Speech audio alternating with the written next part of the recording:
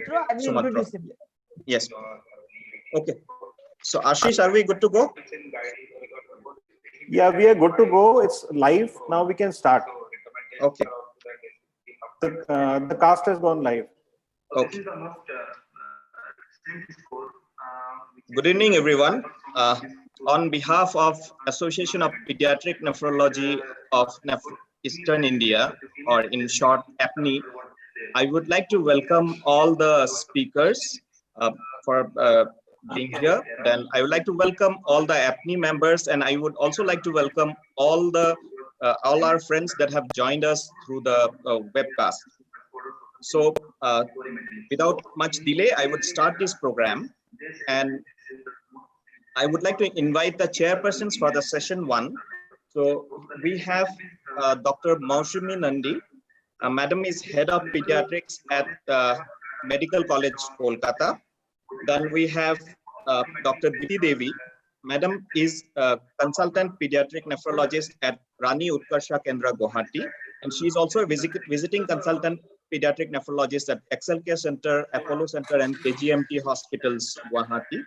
And we also have Dr. Sushmita Banerjee. Madam is a consultant pediatric nephrologist at Calcutta Medical Research Center, Kolkata. Madam will be joining us soon. So over to you, Maushumi ma'am, for conducting the session. Thank you, Himesh. It is wonderful to have Apneicon today.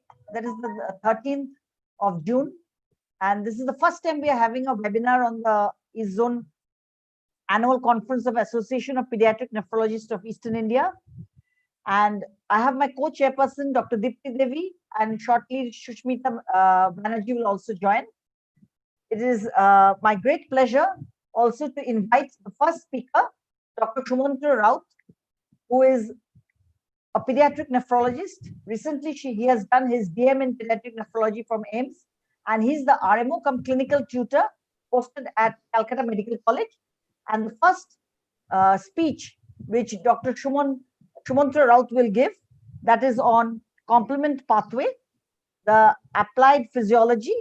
And now we are all eagerly waiting to listen to Dr. Sumantra Raut on complement pathway, applied physiology. Over to Sumantra.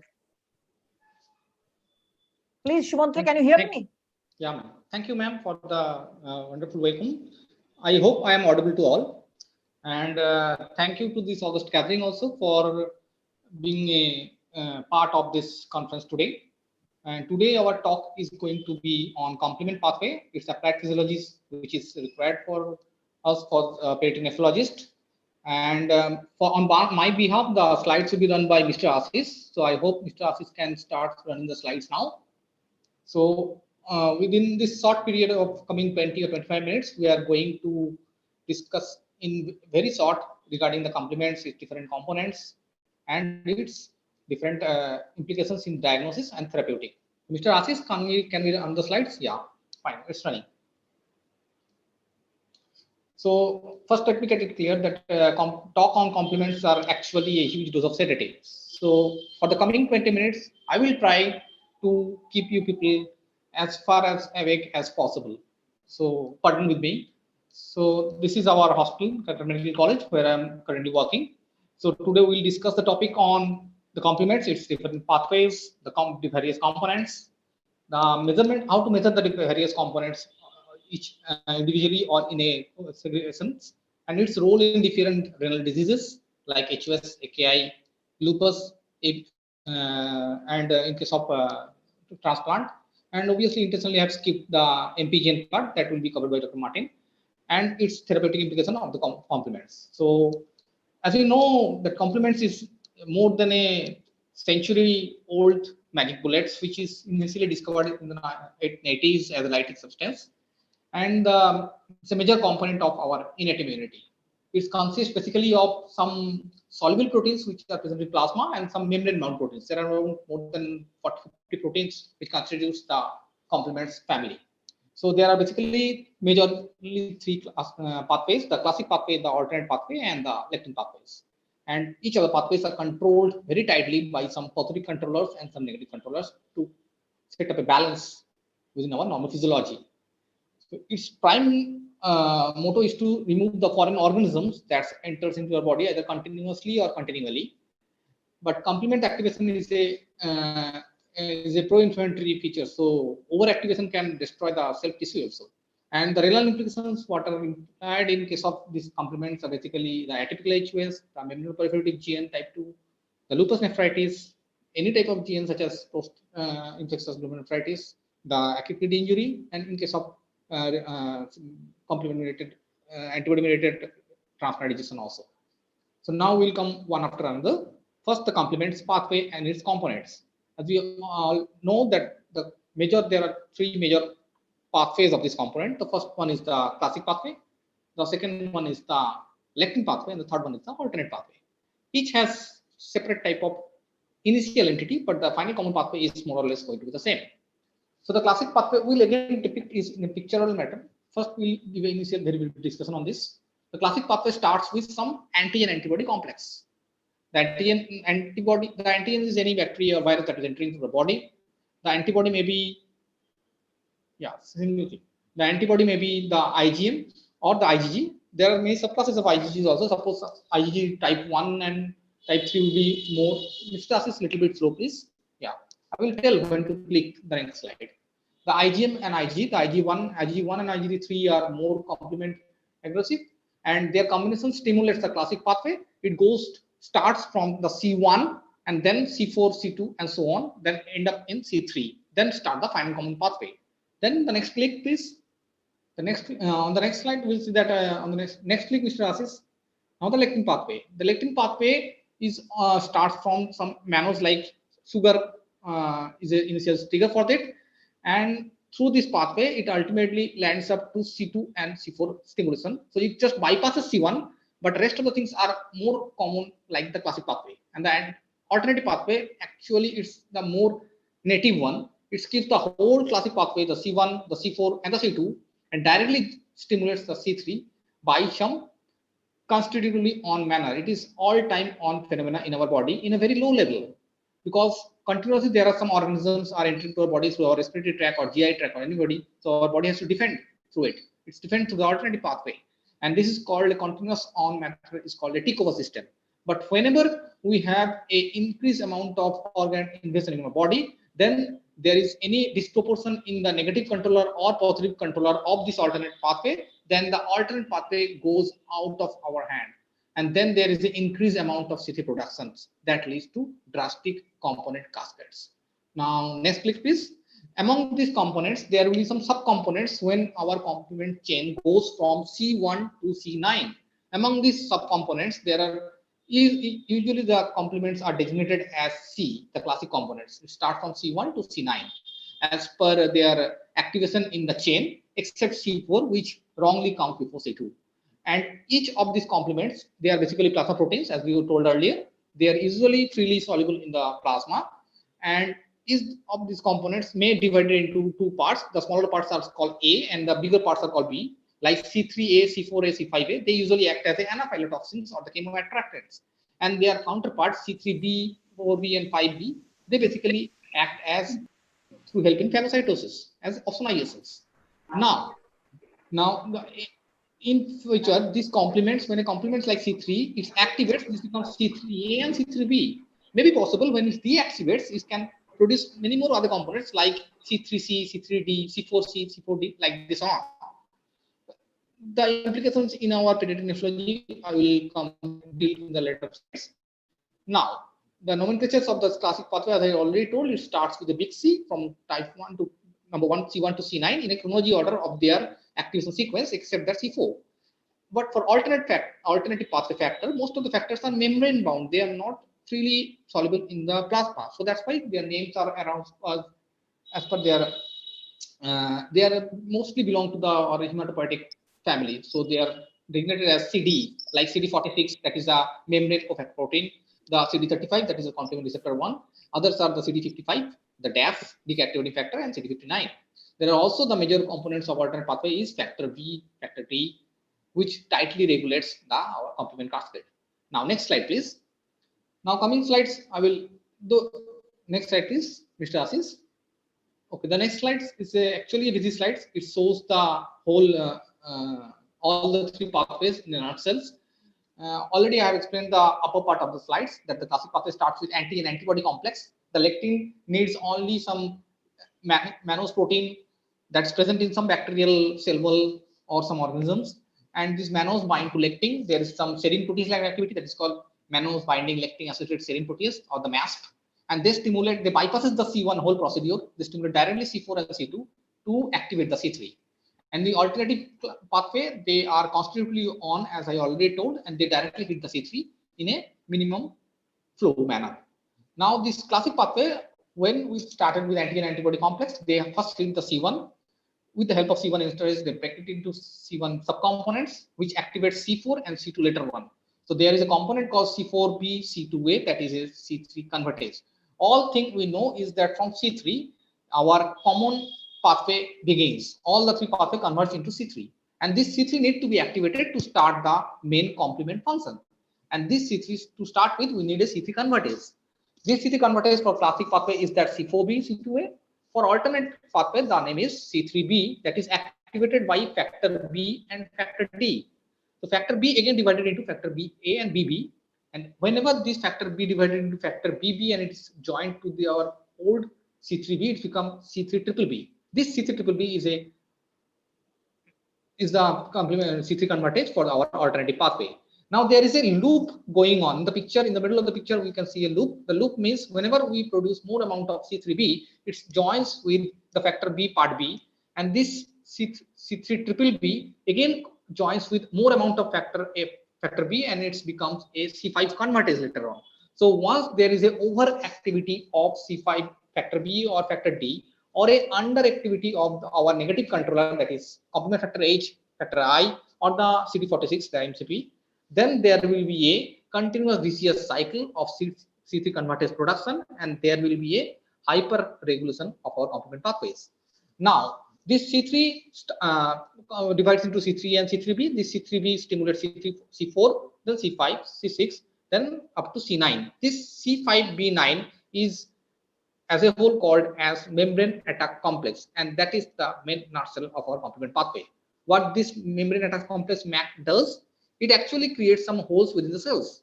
If there is a minimum number of holes, then the cells gets activated, some chemokines released from the cells, which help in destroying the bacteria or virus. If there is plenty of holes, then the cell will be destroyed. There will be necrosis of the cell that is infected by organism itself. How this complement pathway acts, it's the nutshell picture. Now there are, as I already told, there are some positive regulators and some negative regulators. The negative regulators are factor H, factor I, and the MCP CD46. Whenever they are deficient or there are antibody against those, or they are functionally poor, then we have a overactivity of complements. On the vice versa, the positive regulators are factor B and factor D. Whenever there are some overactivations or gain of function of these factors, then we can get an uncontrollable complement destructions. Now our aim is to deposit maximum amount of C3b. The next slide, please. Next slide. Yeah, thank you. Next slide. The main aim is to deposit maximum amount of C3 convertase, or practically speaking, the MAC complex into a cell. So can we, Mr. Ashish, next slide, please. Yeah. Mr. Ashish? Yeah, thank you. So our main aim is to deposit much more amount of C3b on the cells. So now, how to measure the different components of these complements? We can measure the complements. Individual components can be measured as a group of activity that can also be measured. Usually, the main key components which we do in regular of our practice situations are the C3 and the C4. These are measured as per nephrinometry method. And immunoassay method, the normal level of C3 is around 80 to 160 milligram per DL, and the C4 is 16 to 40 milligram per DL. The conditions where there are low amount of C3, which specifically point out in helping us for certain diagnosis, are some circulating immune complex mediated autoantibodies, just like lupus, like post-infectious GN, like anticardiolipin syndrome, like mixed triaglobulinemia, different vasculitis, different other genes that include HUS also, and also in case of our graft rejection. There, C3 can be low in case of inherited complement deficiencies, just like C3 mutation homozygous has a tremendously low persistently tremendously low C3. Similarly, C3 can be also low in case of recurrent bacterial infection in an immunocompetent. So they can masquerade the situation wherever we are basing our diagnosis only on the low C3 versus a normal C3. On concurrent infection can cause a low C3. So we have to keep in mind on that. And also the malnutrition. Malnutrition can also cause low C3, maybe because of low production from the liver. Now, there can be situations there where there are high C3 levels also, because C3 is just like CRP, it's a acute phase reactant. So any infection or injury can cause local production of different interleukins, which carries the message to the liver, and from the liver there is increased productions of the complements that include C3 also.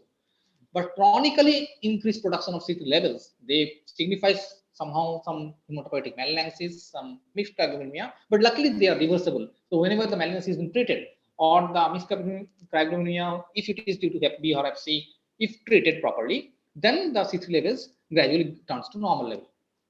Now, our next slide, please. Now we come to the other pathway assessment. So our next other pathway assessment, next slide, please, Mr. Assis. So other than C3 and C4 measurement, we can check our whole classic pathway is acting well or not. We can do it by a measurement called CH50. These tests, which I'm now going to talk about, are not done routinely in most of the labs. Most of them are done on experimental basis also. No, Mr. Assis, previous slide. The CH50, how the classic component of CH50 is measured. Mr. Assis, previous slide, please. Let's start with CH50. Okay, now the CH50 has been measured because it signifies of the classic pathway. So we have to give some antigen, some antibody, and the complements. So the antigen is basically the CIP red cells. The antibody is some rabid IgM antibodies that are produced against that CIP red cells. And where is the complement will come from? It will come from our patient serum, because we are trying to test that if the normal complements is present in the patient serums or not. We'll gradually serially dilute the patient serum, and which dilution at least 50% of the CIP RBCs are broken, are hemolyzed, will be designated at their CH50. The normal value of CH50 is around 150 to 250 around. So suppose a CH50 value of 200 means we have kept 100 of CIP RBC, we have given rabbit antibody, and we have given the patient serum in serial dilution as 1:10 dilution, 1:20 dilution, suppose like this up to 200 dilution. Whenever we have reached 1:200 dilution, among the 100 CIP RBC, 50 has been lysed. So this comes the value of CH50 of 200. So the normal value is around 150 to 250, as I already told. It's a easy screening tool for deficiency of classic pathway as a whole, but can't pinpoint to a specific problem. If certainly there is a only C4 problem or only C1 problem, that can be pointed out. But as a whole, the classic pathway is okay or not, that can be pointed out. But whenever the values come less, though we can think of pathology second. First, we have to think that the test is not been done properly, because these complement factors are so much labile that whenever we draw the blood, we have to do the test immediately, otherwise they will destroy it. And low levels, as I told, other than this lab error or sampling error, that can be because of some homozygous deficiency of our any classic pathway. They are severely low values of CH50. And if there is an activation of complements due to more consumptions, like in inflammation or lupus, there is mild to modest degree of CH50 depression. High levels, obviously, as case of acute phase reaction in any acute inflammation, high level of CH50 can be seen without any of specific clinical significance. Now, if we come to the alternate pathway assessment, just like similar to CH50, we have the H50 assessment. Here, as alternate pathway does not require an antigen antibody reaction to start with, here we don't need an antigen. So here the patient serums is been put, here we don't need the antibody. Here the patient serums is directly put on the CIP RBC, and we presume that there is normal alternate complement in the patient serum, and that will destroy the RBC on a constitutive manner. So if there is any deficiency of the pathway of the alternate pathway, the AH50 value will be low on that region. But again, AH50 is done in very rare laboratories.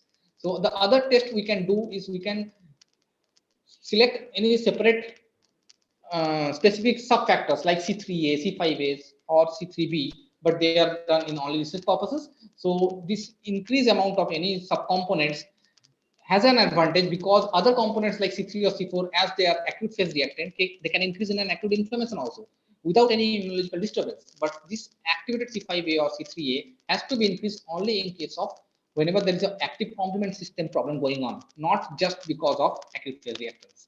So now for other things we can do is, other than blood test, we have some urine test that will come later on for these complement factors, and we also have the tissue biopsy diagnosis test. So we can stain our any biopsy tissue like our kidney biopsy with C1q, with C4, C3, or C4d as per our disease case as may be. It can be done either by immunofluorescence or by immunohistochemistry. We'll come into that later on. So what will be the different most commonly done test C3 and C4 in case of various renal disease? Come to that one by one. Start clicking one by one. The first disease is a low C4 and a low C3 with a normal factor B. What that means? Mr. Assis, next slide please. That simply means that the classic pathway is affected and the alternate pathway is okay. Now, if the C4 is low and C3 is normal, that what can it be? Next slide please. Next slide. Mr. Assis, next slide please. Okay, we continue. If there is a low C4 and normal C3, then the most common cause is hereditary angioedema, where there is a problem with the C3, the C1 convertase. So our point is here it doesn't belongs to a kidney disease proper, but it can masquerade many times with nephrotic syndrome. And here the C3, as because the C4 has been hyperactivated, the C4 becomes low, but C3 does not become low, because as we already told, if the complement components are in the soluble in the plasma, they doesn't get activated. All the C3 and C3b has to be activated whenever they attach to the membrane. So as because in hereditary angioedema, the activated C3 does not come into the membrane directly, that get deactivates in the serum itself. So the C3 does not decrease, C3 becomes normal. So other causes where the C4 is low and C3 is normal is lupus. As we all know, in case of SLE, usually the C3 is low, obviously the C4 is also low when there is a mild to modest activity of lupus is going on or some flare is going on. But many conditions with lupus will have a low C4 and normal C3. Also, there are 2-3 hypotheses for this. The first hypothesis may be, Mr. Asif, can you change the slide, please? Can you change the slide? Next slide. Next click. Next slide. Next. Okay. Next slide, please. So again, whenever in SLE, we have to, the serum C3 may be suppose 5 to 10 times higher than the C4. The C3 value is around upper limit is 180 to 200. That can drop down up to 100 in case of SLE, but still the 100 is normal, because most of the time for SLE we don't know the pre-disease C3 level. Most of the time it is not known. So possible that the C3 has dropped from 180 to 100, but the C4 has dropped from say 40 to 10. As the margin of C3 is much more higher, so a drop of C3 is less commonly going to be apprehended. So that's why in SLE we can have a situation where the C4 will be low and the C3 can be normal. Now, in case of inherited complement deficiency, there will be a fixed component that will persistently be low. Fixed absence of a single component that indicates inherited complement deficiency.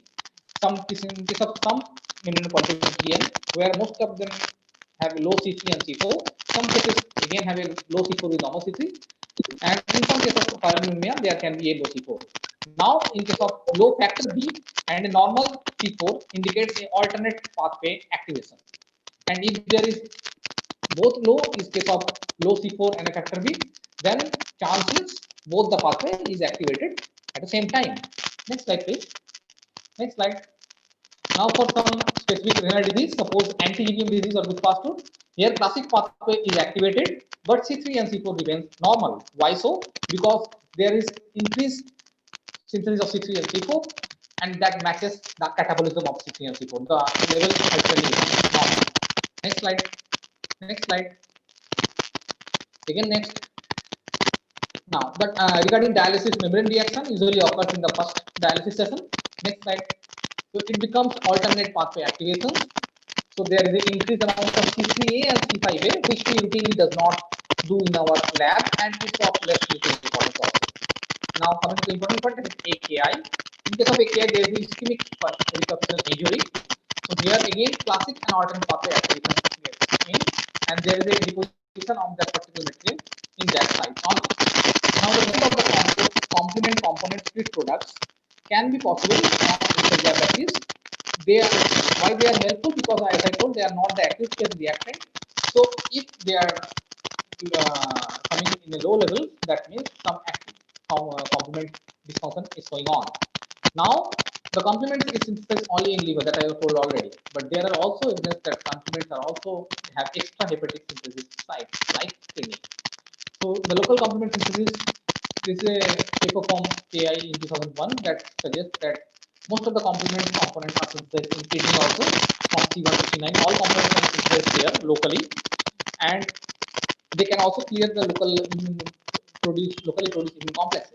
So the source are basically source synthetic cell component, that is macrophage and monocytes. They are in kidney, so they can synthesize the complements.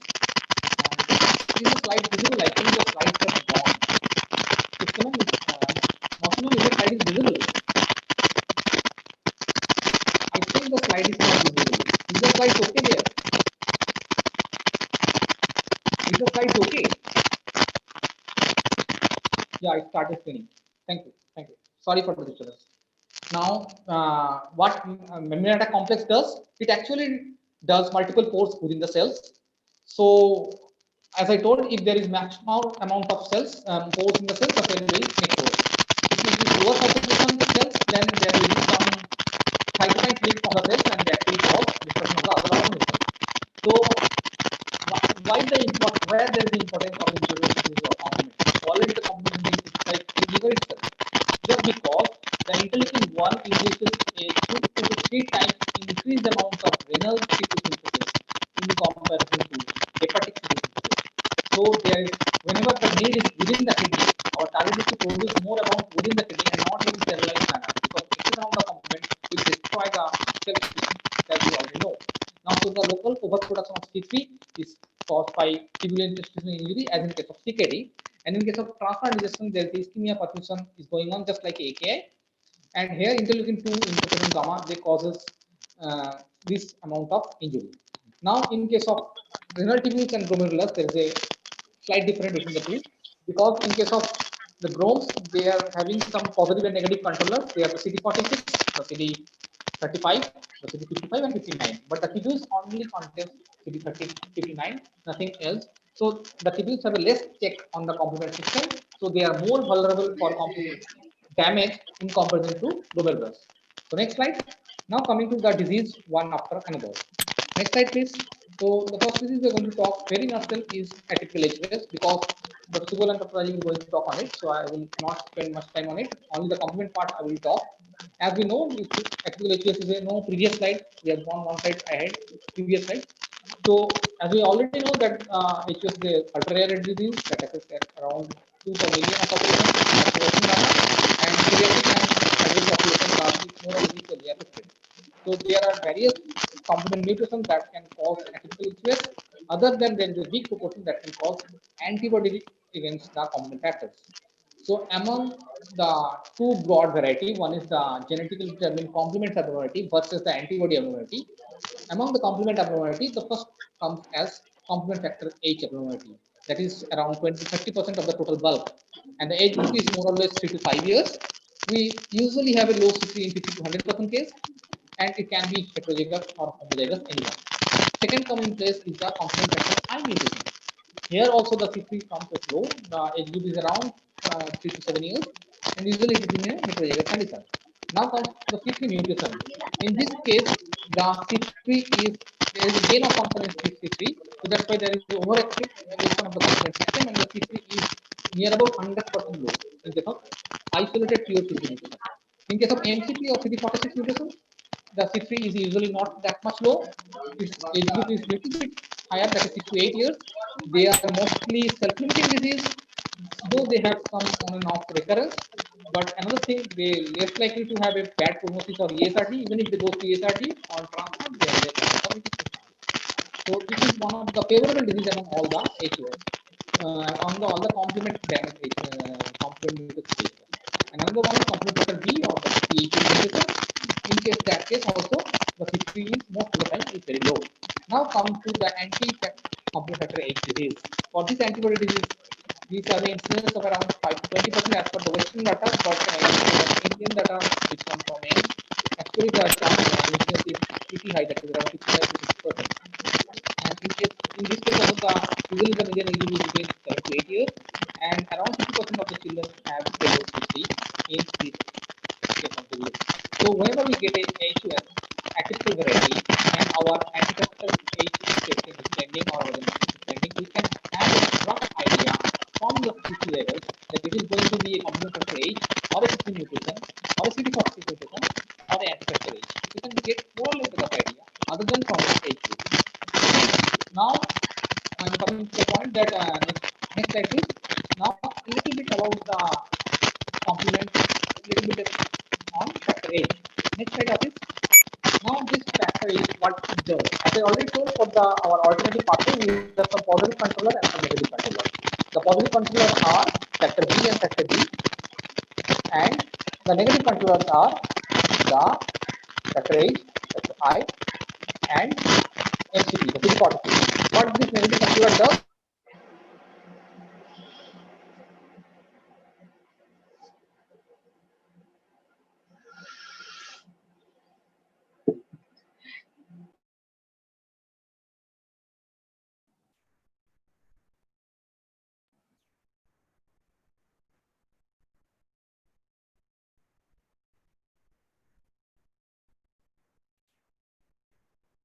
Hello.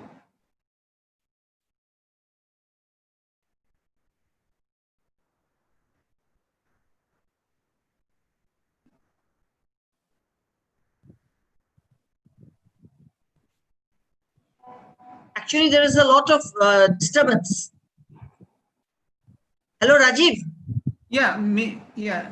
Can you hear? It's not in the call at all now.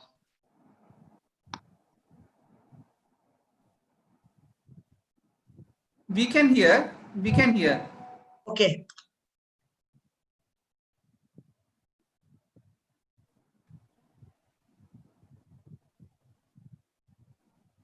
So Sumantra is having some problem with joining. Maybe we can go ahead, because most probably he must be at the end of his talk anyway. Okay, so we will go to the next.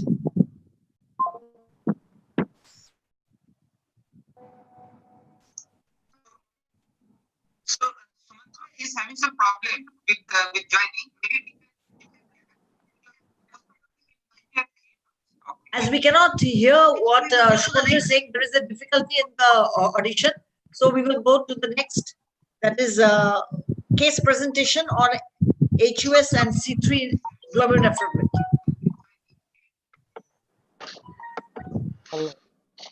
Sorry for the Actually, hello. Shumantro, and we have to stop, I think, because we cannot hear what you're saying. HUS and C3 glomerulonephropathy. And this case presentation on HUS and C3 glomerulonephropathy will be dealt by Dr. Shubal Pradhan.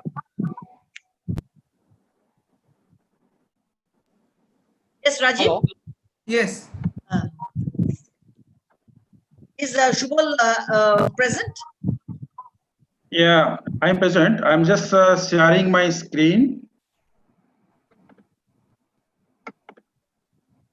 Dr. Shubal Pradhan is the associate professor.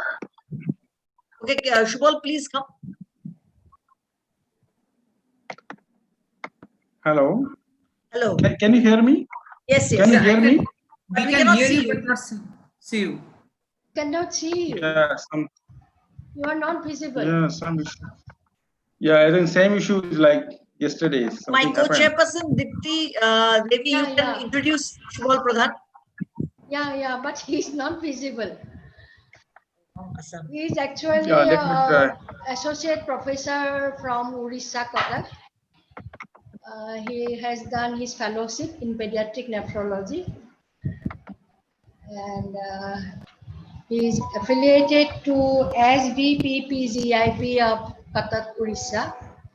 So after hearing the detailed description of all the applied physiology of complement pathway, now we are eager to know some presentation on this type of cases from Subal Pradhan. So I invite Subal Pradhan, Can you but he is not visible. He is not visible. No. His We can see slides his are. slides. We can see Yeah. his slides. Yeah, we can see his slides. So can you he see now? continue? Can he continue? Yeah, we can see Yeah. your slides. Okay. So you Okay. please you can continue. Okay. Okay. Okay. Okay. Okay. So thank you, chairpersons, and good evening to all. So I'll be presenting few case scenario related to complement mediated glomerulopathies. To start with case one, this is a 9-year boy who presented almost 4 years ago in the April 2016 with cough, cold for 5 days, bit of jaundice, facial puffiness, oliguria for 1 day, and had severe hypertension with hypertensive encephalopathy. And this is the initial lab reports. Very high urea and creatinine, had anemia requiring blood transfusion, thrombocytopenia. I look at this, had jaundice, 3.7 milligram, basically unconjugated, bit of anemia, had a smear sore, feature of hemolytic anemia, though cum test was negative, urine saw plenty of RBC with nephrotic and proteinuria. So he was diagnosed as atypical HOS, started with plasmapheresis and hemodialysis, and received 3 doses of methylprednisolone for 3 days. At this point, he was referred to us because of persistent oliguria. On examinations, he was quite edematous, almost anuric, with severe hypertension, requiring 4 antihypertensive medications. So we can do plasmapheresis and hemodialysis. And this is the initial lab reports on dialysis and plasmapheresis. He had nephrotic and proteinuria, a bit of hematuria. At this stage, we did complement level, and both C3 and C4 was normal. So thinking could be a case of antibody-mediated atypical HOS. We sent the ATCFH antibody, and that was pretty high, it was more than 5,000 orbital units per ml.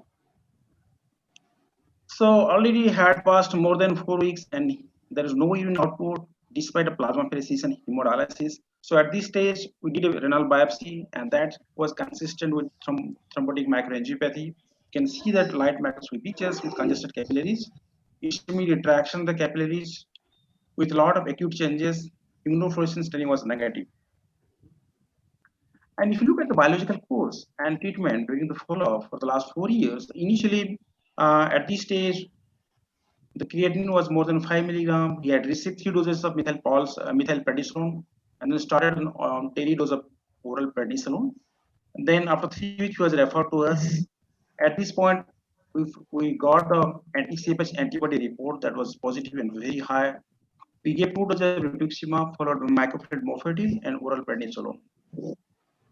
And follow up, we can see the graph of creatinine gradually come down, to almost normalized, and it was less than 1 milligram per deciliter for almost more than 3 years. And the platelet count, we can see the orange line was gradually improved and were almost more than normal, was normalized at the end of 30 days. And the trend of anti-CFH antibody issue was more than 5,000, and during follow-up for the last 4 years was less than 200, so almost pretty normal with oral mycophenolate mofetil, and we discontinue oral prednisolone. So if you look at the clinical course, he did well over 4 years, but in the mid of February, he had a very bad relapse despite an oral mycophenolate. The creatinine jumped to more than 4.5 milligrams. So it is still debatable regarding the role of genetic screening for complement mutations in anti-CFH antibody associated HOS. But in this case, we did that and that found some sorts of genetic deletions in CFHR1 and CFHR3 proteins with uncertain significance. So particularly in this child, he did well for almost 4 years. Currently, his creatinine is 2.8 milligrams on 6 antihypertensive medications. So moving to the case number 2, this is a 4-year boy from ICH Kolkata, followed by Dr. Rajiv and his team. Patient with gross hematuria and oliguria. If you look at lab parameters that are consistent with atypical HOS, we started plasmapheresis and hemodialysis. The antibody was negative in these patients. Genetic workup showed mutation of CD46 or main cofactor protein. Currently, there is full renal recovery and follow-up. Now another case from ICH. This is about 7-year girl admitted with fever, oliguria, vomiting, and 1 episode of gross hematuria.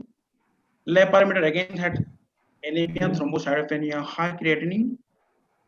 high LDH consistent with atypical HOS, started on plasma exchange and hemodialysis. Further work of anti-CFH antibody was negative. Genetic workup showed mutation of CFH gene. Currently, she is hemodialysis dependent, and on follow-up, she had 2 hematological relapse. So all the 3 atypical HUS had different underlying etiology with different mutations. So we know that the common therapy is plasma exchange. Despite of that, there are certain outstanding issues that need to be addressed. Coming to the first case, that is anti-CFS antibody associated HUS. So he did well, as we presented in this case for almost 4 years. We treated the Brixmap and on microfertil, but we don't know how long to follow that. We don't know currently what the treatment best options. Also, that is quite debatable from the past, unlike other variant of atypical HUS. Now coming to the second case, the 4-year guy, case of membrane cofactor protein mutations. He's doing well on follow, but still there is risks of CKD and risks of relapse. So we don't know how long we should follow up and what are the treatment options. So moving to the third case, again this is CFS mutations without antibody. This case is 7-year girls, now dialysis dependent, had 2 relapses. So what would the best treatment strategy in this case? Now moving to the last case, she is a 5-year girl. She has been followed up with almost for last 9 years. First, she presented in August 2011 with facial puffiness, oliguria, blood pressure was normal. The initial investigation showed consistent with almost nephrotic syndrome. We can see the creatinine normal. There is hypovolemia, hypercholesterolemia. Urine protein creatinine was 4.2. Had nephrotic proteinuria. There is occasional RBC in the urine analysis. So we treat like nephrotic syndrome with glucocorticoid. She did well, was of medications for almost 1 year, but after 1.5 years, in May 2013, she presented with AKI with gross hematuria with severe hypertension. So if you look at the lab parameters, she had proteinuria. At this stage, we did complement level. C3 was low. C4 was normal. We did the DSD and ANAs that is negative at this stage. So thinking could be PSGN or lupus nephritis. We did a biopsy. I can see that light microscopic pictures. That's quite globulated, congested with mesangial hypercellularity with endothelial proliferations that consistent of the MPGN. Immunoprojection showed that consistent with just like mimic like lupus nephritis with full house pitches with predominant C3C deposits in the mesangial and in the peripheral regions. So now we fit on the C3 glomerulopathy. So we did an electron microscopy to differentiate versus C3GN versus dense deposit disease. And the EM showed the mesangial deposits of both dense deposits, both in the mesangium and subendothelial region. So that again consistent with C3GN. So this girl we treated with microfilm morphine with prednisone with 2 antihypertensive medications. On follow-up, the prednisone was typhoid and discontinued, and she was continued with microfilm at a rate of 500 mg per meter square. And if you look at the trend of C3 level, at the beginning was 18 mg, but it persistently low throughout the follow-up, almost for the last 9 years. And a very interesting clinical course in this girl. She presented with nephrotic syndrome at onset. At that time, we missed the diagnosis of C3 glomerulopathy. Had first relapse after 1.5 years with AKI severe hypertension. Then we treated with microfilm. Despite of that, she had 2 relapses on follow-up, but creatinine was pretty normal, it's less than 1 milligram per deciliter. So on follow-up, we increase the dose of microfilm and we continue only 1 antihypertensive medications. Currently, her creatinine is 0.8 milligrams and she is completely in remission. So we don't know about the role of genetic test, particularly C3 glomerulonephritis, but when parents were quite anxious in this child, so did a genetic test regarding duration of contraction by microfilm. We got some sorts of mutations, probably autosomal recessive inheritance with uncertain significance. So certain issues regarding treatment of C3 glomerulopathies. Firstly, the durations treatment follow, but like in this case, we know that it could be progressive disease and the risks of CKD. but we don't know how long we should follow up and how long we should continue the immunosuppressive medications. Again, there is any role of other immunosuppressive medications or like anti-complement therapy. As I remember, Dr. Vision is that we have treated a couple of patients with eculizumab during my training in Montreal. Or what is the best therapeutic strategy? Or is there a role of genetic test, like unlike other atypical HUS?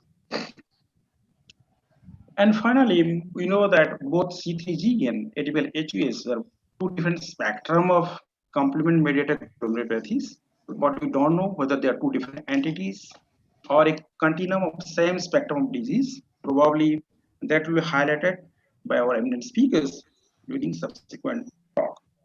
So with this, I would like to thank the chairpersons, all our APNI members, all the participants for joining this e-conclave. Thank you. Thank you, Dr. Subal, for sharing the all interesting cases to everybody. So now we can invite the third speaker, Dr. Rajiv Sinha. He is professor and HOD of Pediatric Nephro Unit, Institute of Child Health, Kolkata, and he is also a visiting consultant in pediatric nephrology of Apollo Hospital, Kolkata. We will talk on HUS, a brief update. Dr. Sinha. Yeah, am I visible? Yeah. Okay. So, thank you very much. As many of you be knowing, particularly those who are APNI members, that this was supposed to be done in the Negrims with in the cool climate of Shillong. But unfortunately, because of the COVID thing, we have to do it. So, and we are all still hoping that Himesh will still invite us maybe next year or the year after whenever COVID decides to go, so that we can have the cool climate of Shillong again. I will be speaking on the HUS, and primarily by the end of the session, we will have some idea of how to define HUS, classify, evaluate, and manage HUS. And as this slide shows that what is HUS, practically hemolysis with fragmented RBCs and a kidney injury. Most of my talk, in fact, almost all of my talk will be based on this article which was published by the Indian Society of Pediatric Nephrology last year on the guideline, which we strongly feel is more apt for developing country. There are guidelines which are international guidelines, but this is more focused on the developing country. So first, the definition of HUS. For that, what we require is the presence of microangiopathic hemolytic anemia, thrombocytopenia, and AKI. For microangiopathic hemolytic anemia, the definition, so what we have to show is the presence of anemia, hemoglobin less than 2. So that takes care of A, or anemia. For hemolysis, we have to show that there is elevated LDH more than 450. And for microangiopathy, we have to show that there are cystocytes more than 2% in the peripheral smear. Thrombocytopenia and AKI are the standard definition. Other two caveat we have to keep in mind is that we have to make sure that we are not dealing with DIC or TTP, because they often overlap with the features of as some common infections like malaria and leptospira. So this has to be excluded. DIC will get an idea from a prolonged PT, APTT, or a low fibrinogen. And TTP, they say that TTP is more common with the low platelet count, severely low platelet count, less than 30,000, and usually the AKI is mild and more of a CNS manifestation. So after defining HUS, let us go now to the classification. when I was in my MD days, we used to classify HUS as D plus and D minus, but that has now gone out into the bin. So there are still various ways of classifying. This is how the ISPN did. So number one, which still I believe remains the most common across the globe, is the Siga toxin associated HUS, followed by the other infection associated HUS, which includes pneumococcal HUS or things like influenza H1N1.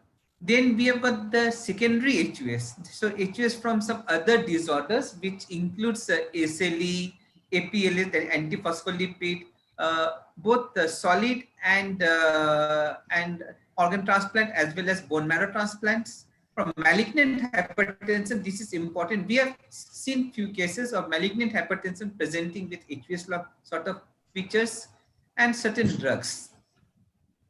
Then we have defective cobalamin metabolism, and ultimately we have got the atypical HUS, which is which we will again repeat this statement later on, remains a diagnosis of exclusion. We will discuss this very briefly. Cigatoxin associated HUS, which remains the common worldwide, although its incidence in India has come down, at least from the peripheral centers.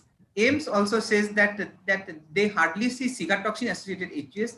They see more of the atypical varieties, that is the complement mediated. And from my own personal practice in Calcutta for almost 10 years, I remember of seeing a cigatoxin associated HUS maybe 3 to 4 times, whereas the antibody mediated HUS we must have seen more than 20 or 30 plus. Cigatoxin associated HUS can be classified as confirmed case, where we have got the positive culture, along with we also have got the cigatoxin. How do we detect cigatoxin? We will mention in a minute. And suspected case is where within 2 to 3 weeks of bloody diarrhea and are occurring during a known outbreak of stake HUS. Now, this sort of a classification has been made keeping in mind our constraint of being in developing countries, because there are centers which are unable to do cigatoxins. There are centers which may be even unable to look for the stool cultures. And then we all know that in our country, that referral is late. So by the time the child comes to us, we may not have any culture positivity, and that's why still in those children we can brand them as suspected HUS with this sort of a story. So how do we analyze the cigatoxin? That is by a PCR, which is again not available everywhere, but fortunately it is available in ICH. So this is a good method of confirming cigatoxin. How does cigatoxin cause HUS? Well, there are various sort of theories, and we are more or less aware of this, like cigatoxin going into the blood, latching on with the help of some receptors onto the various blood components, particularly the neutrophil, and then ultimately causing the endothelial damage. This is an interesting slide. This shows that everyone who gets a cigatoxin diarrhea will not have HUS. About 15% of them will have HUS. And this percentage rises in epidemics to about 20 to 30%.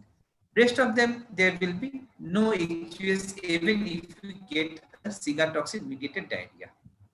Moving on to the cobalamin deficiency associated HUS, I'm not sure how common it is. In my practice, I have personally sort of diagnosed or seen it only twice, and have seen a couple of cases which were diagnosed before. Cobalamin deficiency HUS can again be probable or confirmed. Probable means that where we have done a homocysteine level in the plasma and it is more than 50 to 100, and confirmed where we have stamped it with a genetic test. And the ISPN guideline does advise that if you are feeling that it is not a cigatoxin mediated HUS, then all children with HUS should have at least the plasma homocysteine level measured, and with the various labs like Lalpath, etc., SRL, etc., across the India with the opening their centers, I think this is practical to measure a plasma homocysteine level. Next, coming to the pneumococcal infection associated HUS, again, very rare. It comes to a very rare disease. This is one of the, I've seen two in India, and this is one of those children, as you can see, presented with pneumonia, fragmented RBC. We did a direct Coombs test, which was positive, and then blood culture grew pneumococcus. So if we tick all this, then it is a confirmed case. On the other hand, if we have a positive DCT with sepsis, pneumonia, with HUS, then it will be a probable pneumococcal HUS.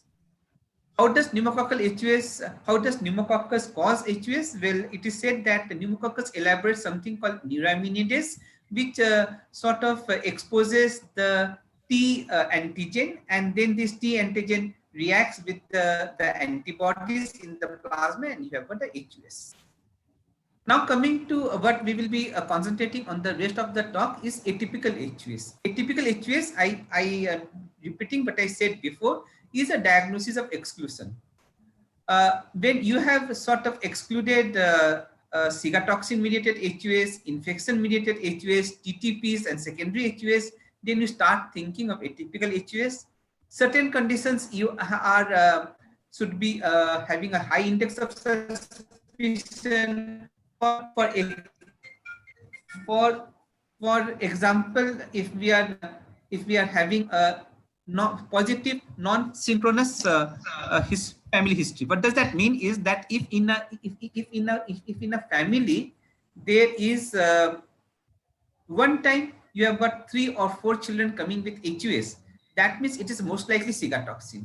But on the other hand, if you have a history that yes, now this child has come with HUS, and his brother or sister or someone in the family had a HUS previously, another brother or sister had previously, then that is more of a atypical HUS, complement it, and it can be complement mediated. Or same child having recurrent HUS, or you have investigated and you have found that it is not cigatoxin mediated. See, in all these cases, you should be thinking of atypical HUS, but again, unfortunately, till date, number of biomarkers has been evaluated, but to the best of my knowledge, and I'm sure Dr. Martin will be able to elaborate on it later on, the diagnosis of atypical HUS remains a diagnosis of exclusion. Sumantra had already gone through this. I will be very brief.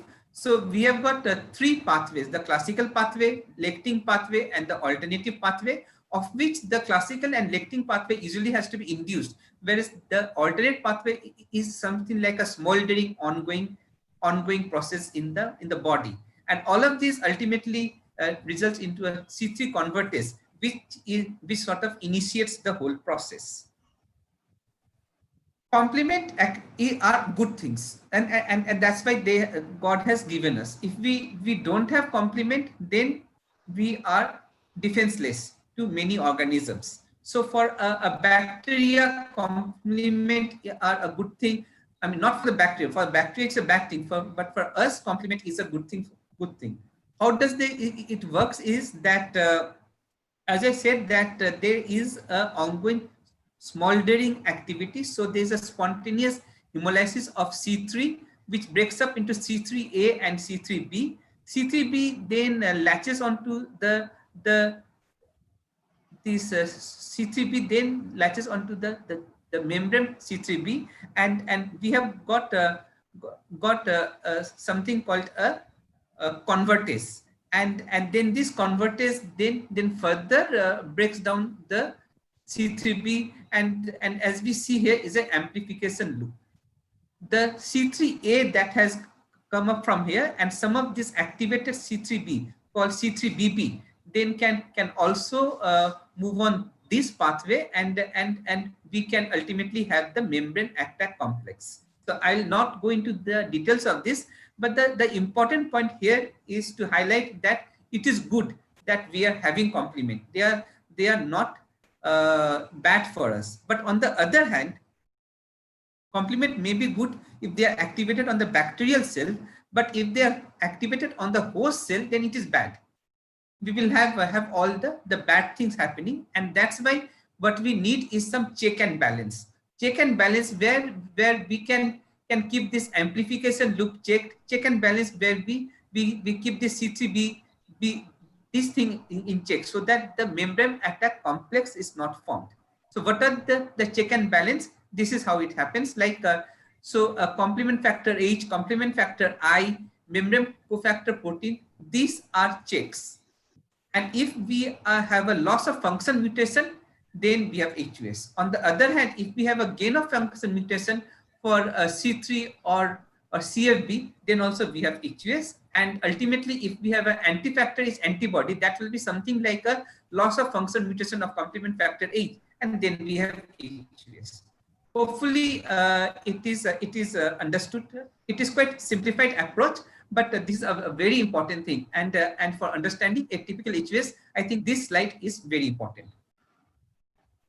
Now, of all this problem, factor H is supposed to be the most common, although in Indian studies have shown that anti-complement factor H is most common. With that sort of a quick background, we now go for the evaluation of a typical HUS. So what the ISPN guideline says, that all children suspicious of a typical HUS should have a complement level done, which is easy. So but anti-factor H antibody done, unfortunately, it is not very easily commercially available. Across India, we have got 2 labs which are doing it, one in AIIMS, sorry, 3 labs most probably, one in AIIMS, I know, the other one in KEM Pune, and the third one in most probably in CMC Vellore. And we from our center, IC, we usually send them to AIIMS. So we have got the complement 3, we have got the anti-factor H. But how to measure this complement factor H, I, A, all those things? Unfortunately, in India, we don't have labs which measures this factor. But what can be done is that you can ask for genetic sequencing of that. So we can sequence complement factor H, I, B, C3, all of these things, as well as something new called DGKE. The other thing which we can do is, which is easily available, is ask for a flow cytometry for expression of membrane cofactor protein. This is not as expensive as sequencing for the complement factor H, I, all those things. And then importance of diagnosing membrane cofactor protein deficiency is that they usually have a good prognosis. So it is always good to identify them. And also, like they usually don't need plasmapheresis. They should not be responding to plasmapheresis. So apart from that, anti-factor H antibody I've already mentioned, and whether we should be doing anti-factor H antibody in all of our whether we should be doing genetic test in cases where we have diagnosed anti-factor H antibody. Well, the ISPN guideline says that genetic screening is advised if the HUS happened at early age of onset, if it is a relapsing course, there is a family history of HUS, or it is refractory to therapy, or there is a history, or the child is going for renal transplantation. Otherwise, looking for that complement factor H related protein mutation is not really advised. Renal biopsies are usually not required for HUS, except if there is an unclear diagnosis. Sorry, I would ask all the other faculty members to mute the mic, please. So renal biopsy is usually not not recommended, except for if you are having not sure of the diagnosis, or in transplant renal biopsy is required. Otherwise, most of the time biopsy is not required, and HUS is a clinical diagnosis. So summary of the evaluation. evaluation is separated into two parts, for diagnosis and for determining causes of HUS. For diagnosis, what is required, we have already covered CBC, LDH, peripheral smears, renal parameters, and urinalysis, ruling out all the other causes of other infectious cause which can mimic HUS. We have covered that, and ultrasound. Sometimes we might have to do echo also, because there are case report of atypical HUS, and I have seen one case where they had a myocardial infarction in a child. And then there are case reports of CNS involvement, of raised amylase. So for all this, you have to do further tests. So that is for the diagnosis of HUS. For next, coming to the underlying etiology, well, we already discussed that. We have to go for the cigatoxin. We have to go for the homocysteine level. We have to go for the DCT, which will, if positive, might indicate that it is a pneumococcal mediated HUS, and then go for a blood culture, and then ultimately we have to go for the antifactor antibodies, CD8, CD46, etc. Now, whether we should do ADAM TS in every child who is coming with HUS or not. ISPN guideline says that it is not required to do in every child. If you have got the lab facility, then you can store some blood at minus, I believe it is 30 or 80 degrees centigrade, so that if required, you can do it in the future. Or you have to do ADAM TS if you have got a high suspicion. And I have already discussed, high suspicion means low platelet count and below 30,000, or a mild AKI, or a CNS manifestation. But again, CNS manifestation can happen in atypical HUS also. The problem with ADAM TS13 is that it is not easily done. There are 1 or 2 centers which does it, but then transferring that to that center is a big thing, because it requires special storage while transferring. So I have now covered the evaluation part. We'll quickly go to the management part. For cigatoxin mediated HUS, this is a very important thing. For cigatoxin mediated HUS, number of studies have shown what is very important is judicious fluid administration.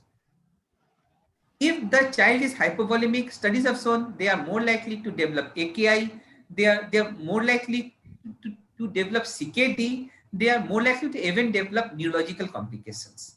So hydration is very important, but obviously it should be judicious. You cannot go pumping fluid in an anuric child, but most of the time, from our experience, we get children with cigatoxin mediated HUS in a dehydrated state. So that is not acceptable. Whether to give antibiotic or not, there is quite a lot of debate on it. At the moment, the ISPN says that antibiotic can be used. Why? Because in India, many of the time the cigatoxin mediated HUS is from shigellosis, and we all know shigellosis requires antibiotic. So in Indian scenario, give antibiotic. Otherwise, it is controversial. The most recent STEC HUS in Germany, they found some benefit with antibiotics. Ciprofloxacin should be avoided. Other things which should be avoided is like this, no role for plasma infusion, heparin, urokinase, antimotility agent. Whether to use plasmapheresis or not, at the moment there's very weak evidence that it might work in cases of neurological manifestations or very severe. So otherwise it is not indicated. I have never used it. How about managing atypical HUS, which is without any antifactor antibodies? So if this lecture was been given in a Western scenario, the answer is very simple: eculizumab. But in India and in many of the developing countries, eculizumab is not available. So we go for plasmapheresis, and plasmapheresis should be started as soon as possible, because studies have shown that that your duration of your gap from the start of the disease to your plasmapheresis influences your kidney outcome. So the earlier the plasmapheresis started in this sort of case, the better is the outcome. How many plasmapheresis? Will initially you go for 1.5 times, at least till there is a response. And there are the definition of response, which can be hematological remission.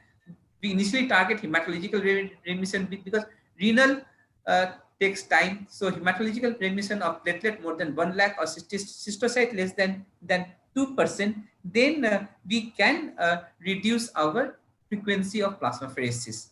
But in most of these complement mediated HUS, for example, complement factor H, etc., there is a ongoing requirement of plasmapheresis or at least plasma infusion. For antibody mediated HUS, as Dr. Subal said, there is a role along with plasmapheresis immunosuppression. So immunosuppressant that are usually used are cyclophosphamide along with steroid and sometimes rituximab, particularly in refractory cases. Eculizumab, I will just skip the slide because it is something that that we just yearn for. I have not used it. Most of us have not used it, although there are 1 or 2 persons who have used it in India. Primarily, they have bought it from USA. Supportive therapy, avoid plasma platelet transfusion till it is less than 10,000. Blood transfusion recommended for less than 6. Standard therapy for CKD management, including treating proteinuria and hypertension. Regular. So all children with HUS, be it cigatoxin mediated HUS or be it atypical HUS, should be monitored and followed up for at least 5 years. Because studies have shown that these children are at high risk for CKD, and counseling for the possibility of relapse, particularly for the complement mediated HUS. So some of them can go to ESRD, but transplantation is often not easy. As you can see on this slide, if it is a complement factor H, complement factor B, all of these have a high chance of recurrence. Membrane cofactor protein mutation have a low chance. So is antifactor H antibody, because we usually go for transplantation once when the antibody is low, then only we go for transplantation. So important take home message from this slide is that your underlying mutation will influence your transplantation outcome also. Nowadays, with eculizumab available in the Western world, there is much more solution, and then more and more children with this even complement factor H mutation is being transplanted. There is some role of liver kidney transplantation, but again, very complicated. Long-term outcome again depends on what is the underlying cause. For the complement factor H, long-term outcome is bad. For MCP, although they do relapse quite frequently, but their long-term outcome is not that bad. And also, less than 20% of them relapses. For anti-complement factor H antibody, it is median. Like many of what we have seen is that some of them do go into CKD, but then as we said that once their complement antibody drops, then they can be transplanted. This is a summary slide which I have taken from a Lancet article in 2017, and we just forget about the adult section, and I'll just quickly go through this. So step one, I identify stake HUS, and if identified supportive.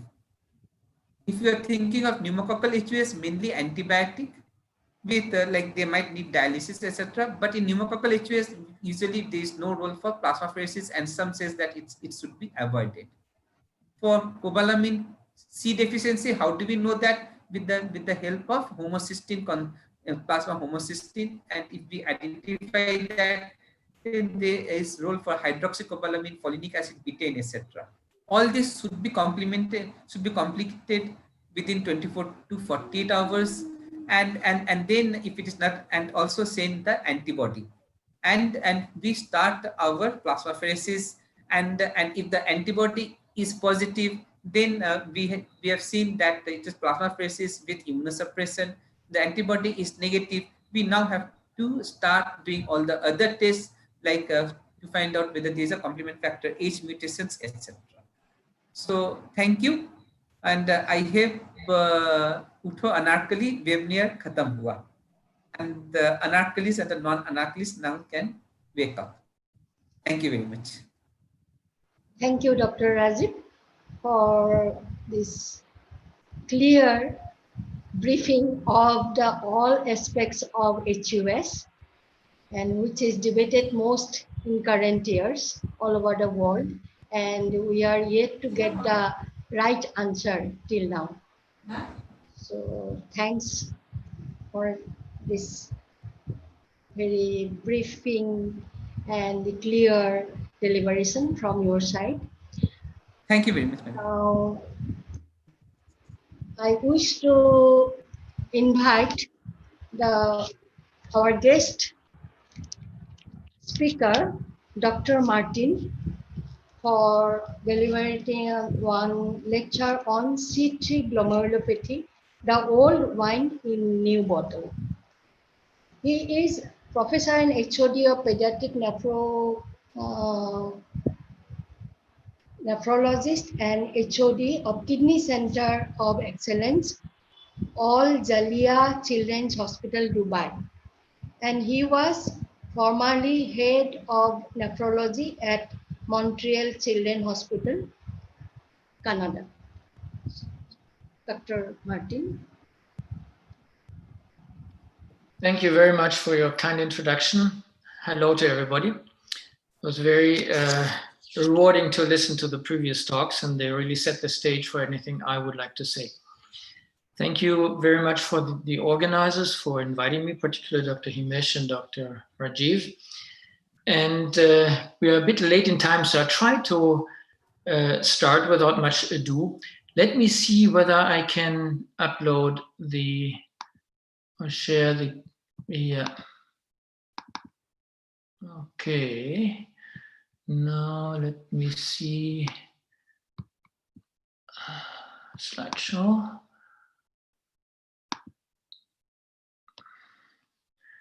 Do you see this slide? I lost you. Yes, we can see the slides. Okay, so unfortunately I can't see you, but let me see that I've finished that better.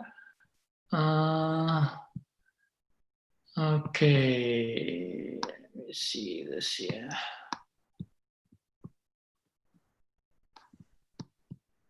No, I can only see the slides. All right. So what I'm going to share with you is what is MPG and C3G, review some definitions and history, talk about clinical and pathological findings, the role of complement abnormalities in C3G, some aspects of medical management, and what is on the horizon.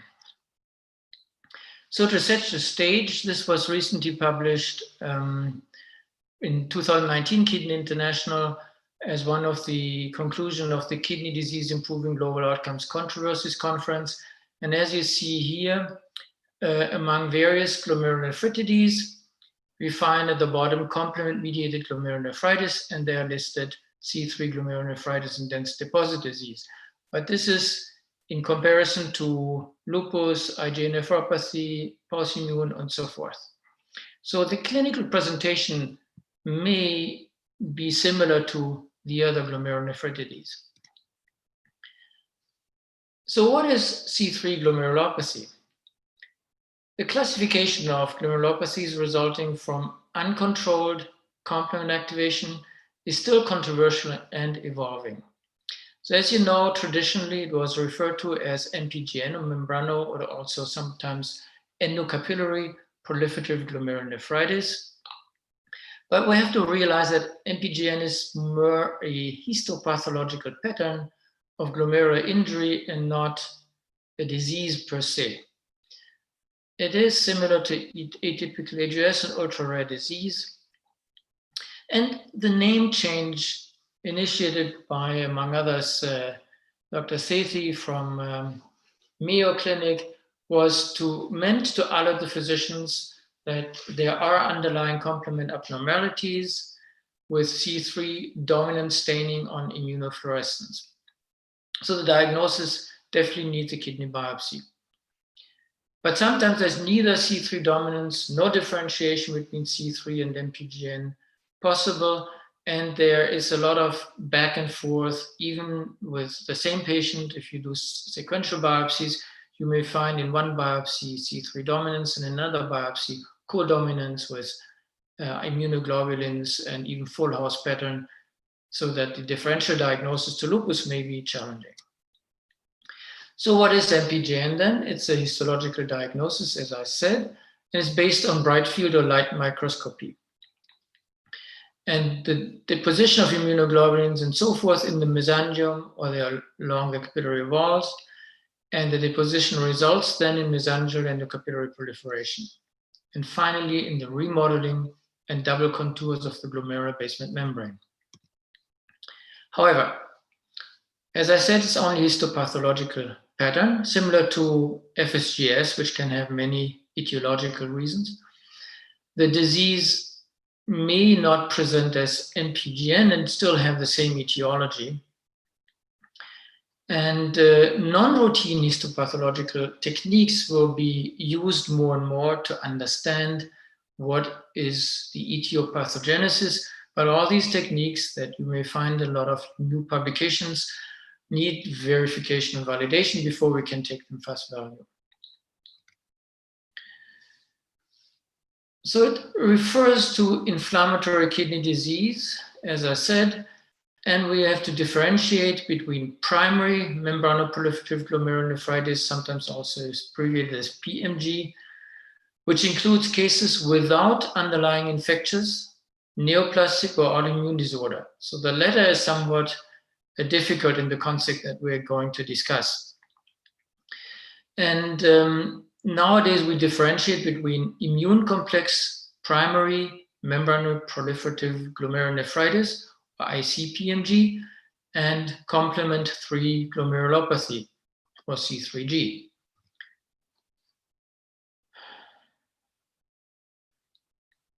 So we need immunofluorescence first to see the dominant or co-dominant pattern of C3 deposition, and to differentiate between two forms of C3G, mainly C3GN, so 3-3 glomerulonephritis or C3 primary glomerulopathy, and the dense deposit disease electron microscopy.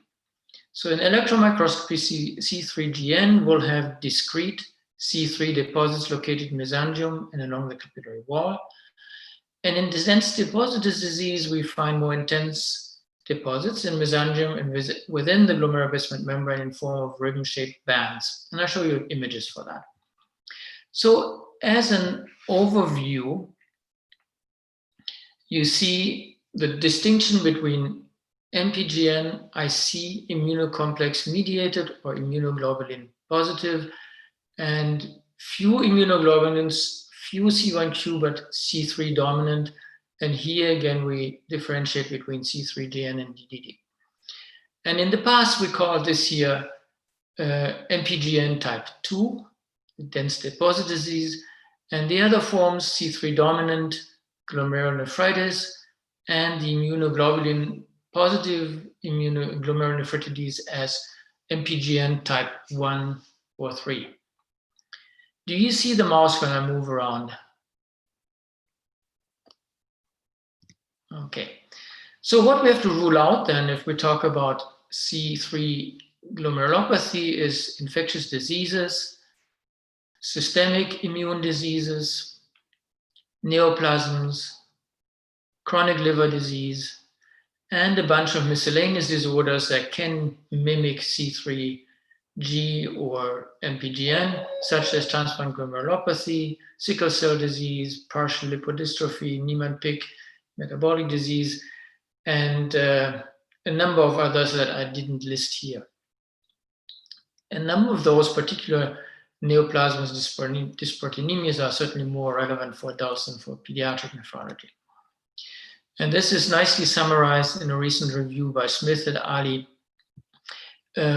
I don't want to go into the details, but that lists all the things that we just discussed. And if you want to have a nice evening read, that's a nice article to read. So what are then the clinical findings in C3G? We often find macrohematuria or hematuria, proteinuria, which is often nephrotic range, arterial hypertension, serum creatinine elevation, and decreased serum complement. So other than atypical AGS, where C3 may or may not be reduced, the majority of cases with C3G will have reduced C3 in the serum. And there are sometimes extrarenal manifestations. Uncommonly, these are listed here as partial lipodystrophy, which may even precede MPGN appearance or C3 appearance.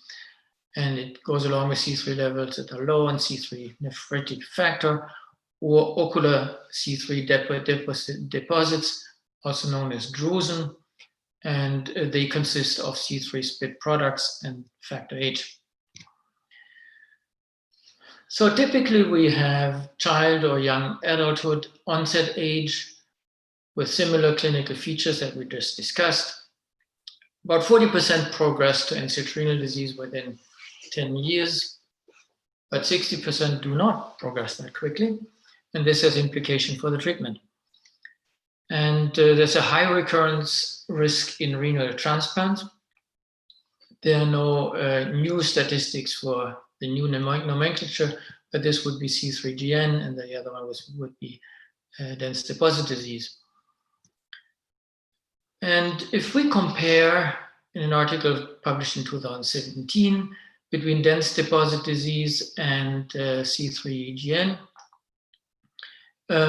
they're very similar in how they present: nephrotic syndrome, microhematuria, so forth. No significant difference. The only difference is probably the onset of the disease, which is more in the young adult range, but it can start in early childhood for the dense deposit disease. Now, this does not reflect my own experience, and we all have seen cases, and they're probably more frequently C3GN than dense deposit disease, but we all see a handful of patients during our lifetime, so it's very difficult to make assumptions from your individual experience. So I like this kind of cartoon that shows in the new Atlas of Renal Pathology the pathological features. So we have a glomerulus here with the Bowman space and the tuft of the glomerulus, the capillaries.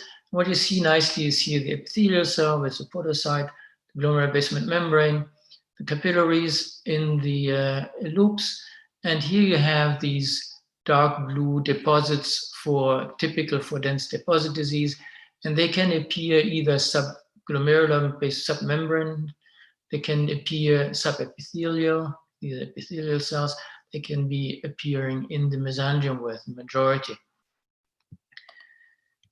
And if you do immunofluorescence of the same picture, you see the pattern of C3 highlighted here. And if you do an EM stain, then you see the dark, dense deposits here outlined more or less inside the glomerular basement membrane. And they give the disease the name. And this is the same picture compared with C3GN, where you lack those dense deposits, and you have deposits here, quite amorph, in the mesangial area. So the premise for this new nomenclature was to link causally the C3Gs with derangement of complement. Yeah, we already heard by the previous speakers.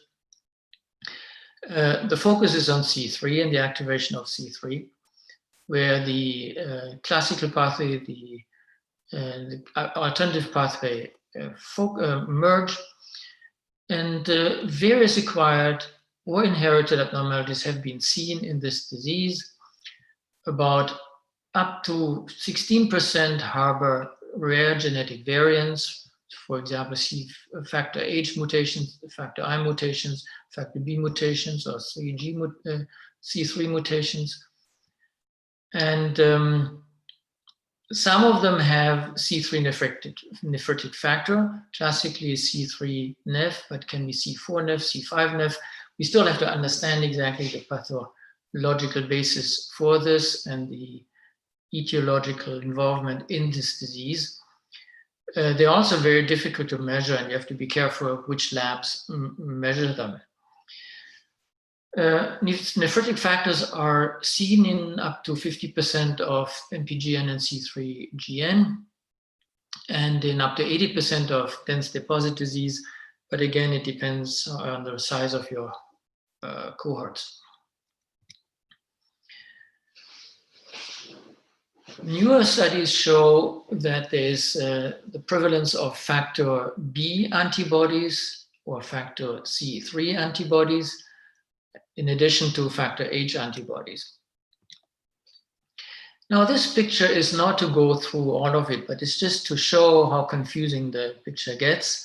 So this is a statistic, a summary of 10 years of experience in the Mayo Clinic.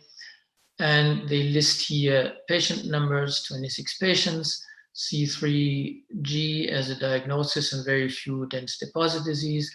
The age of onset goes from, let's say, 4 years to 53 years or 69 years even. And all the variants that they found in this cohort. But it looks like something, but then you look on the right and you see that the majority is variant of unknown significance. Few are really pathogenic. So this highlights another issue that we're facing more and more with whole exon sequencing and very sophisticated next generation sequencing, where we get results that we have difficulties to interpret. So one of the foci of the discussion in C3G is which of these mutations are really relevant. And several labs have focused on complement factor H related proteins.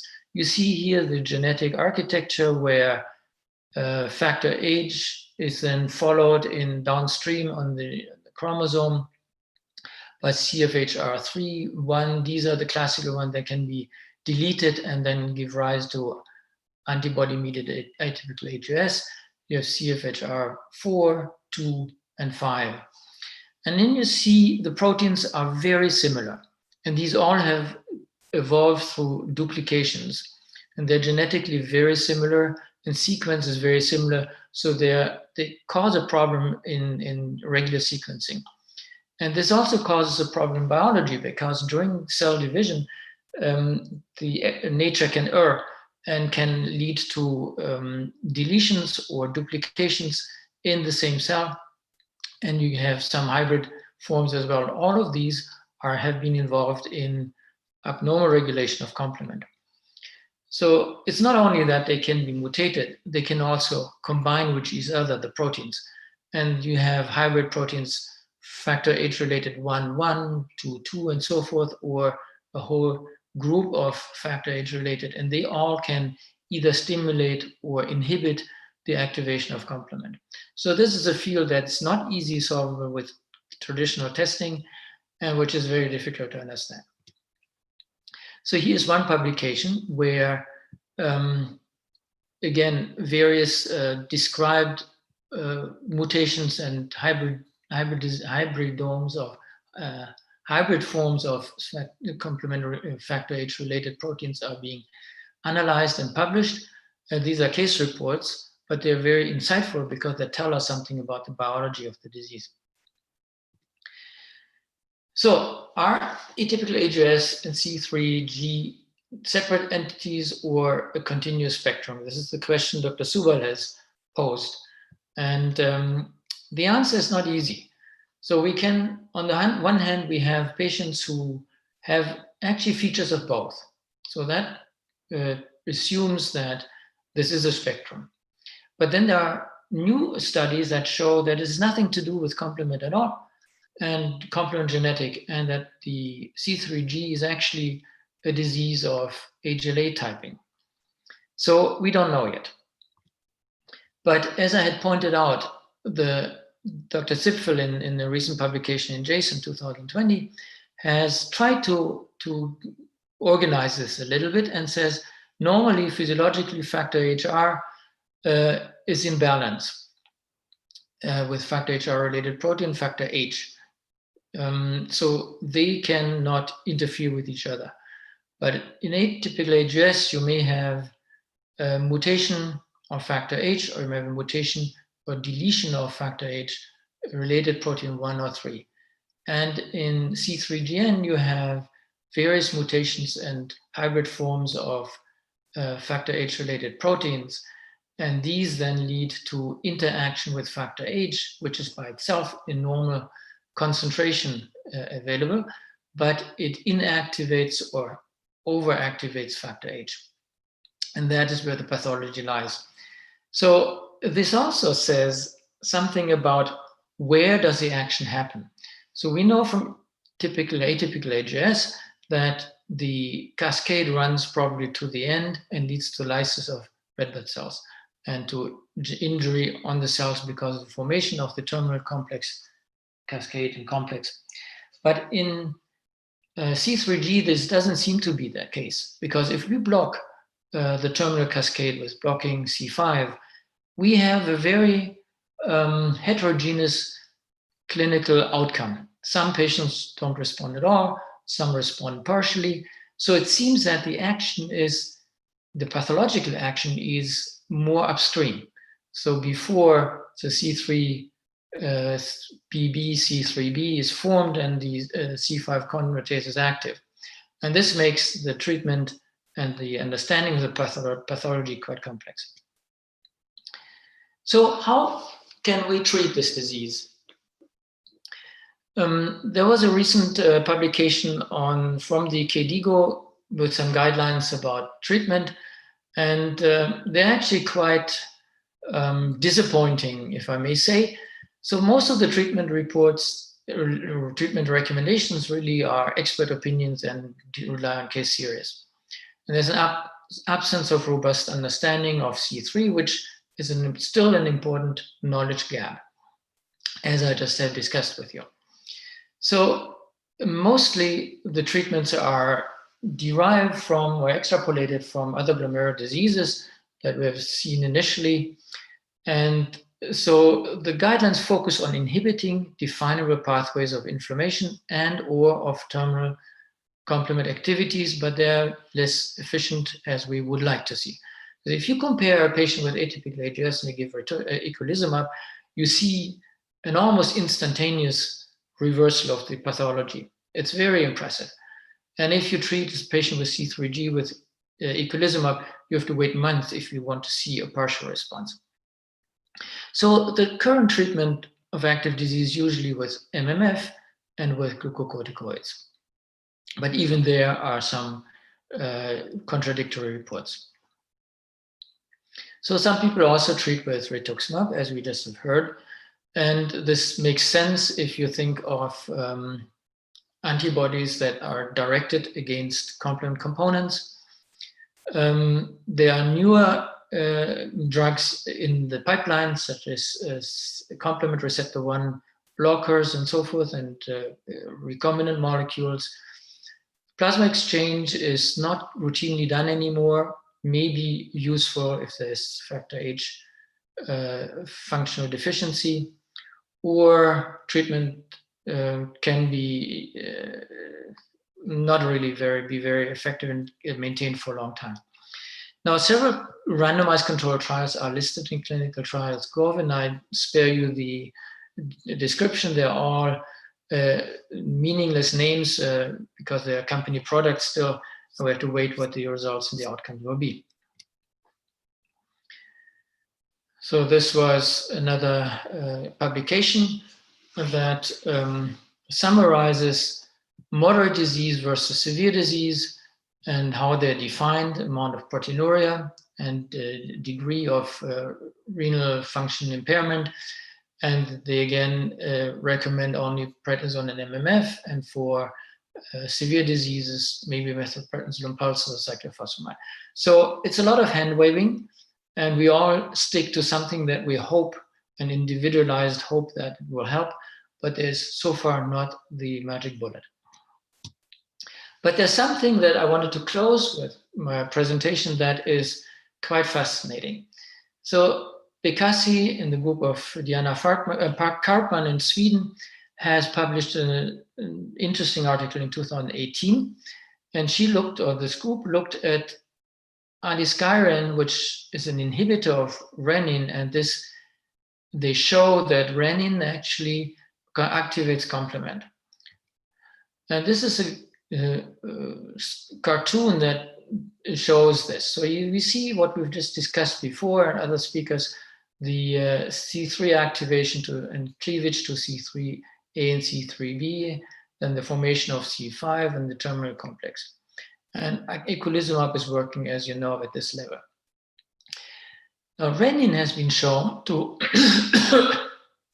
to cleave C3 similar to the traditional cascades. And renin, as you know, is an enzyme that cleaves angiotensinogen to angiotensin 1. And we are all familiar with ACE inhibitors and ARBs, but renin blockers directly will work one step further. So aliskiren is one of those. And a proposal has been launched recently to use dual complement inhibition by blocking renin and blocking C5.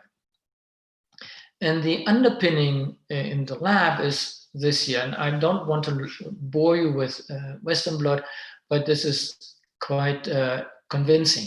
So here's a band for depicting intact C3 and normal serum with some small amount of renin doesn't do much. But if you have renin itself, recombinant renin, you see the second band, and this band is C3b.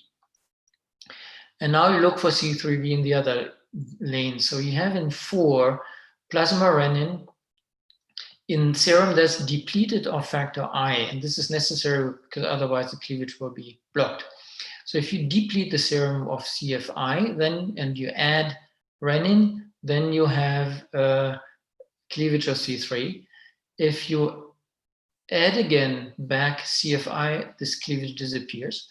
If you add aliskiren in the presence of CFI depletion, you have no cleavage. And then if you have no aliskiren in that condition, you do have cleavage. So this is pretty much convincing evidence how renin is involved in the complement system. And these are cell cultures where C3 is shown here, and C3 disappears when the cell cultures were treated with aliskiren, and this is a control. And they even showed it in some patients who were treated with aliskiren, where they clinically found over the years of treatment, this is up to 4 years or 6 years, much less pathology than in the beginning. And you see photos or pictures of C3 staining in glomeruli and C5b to 9 staining in glomeruli as well. And they also show less of a deposition of C3 in the EM pictures. So here I'm coming to the end of my presentation. Old wine and friends improve with age. I like that sentence. And now it's time to stretch. Thank you. Thank you, Dr. Martin, for your informative, very informative speech. Now it is the question hours. Dr. Mosami. Okay, so thank you all the 3 speakers, Mundro, then Dr. Rajiv, 4 speakers, Dr. Rajiv, for your atypical, for your HUS, and Dr. Martin, as well as Dr.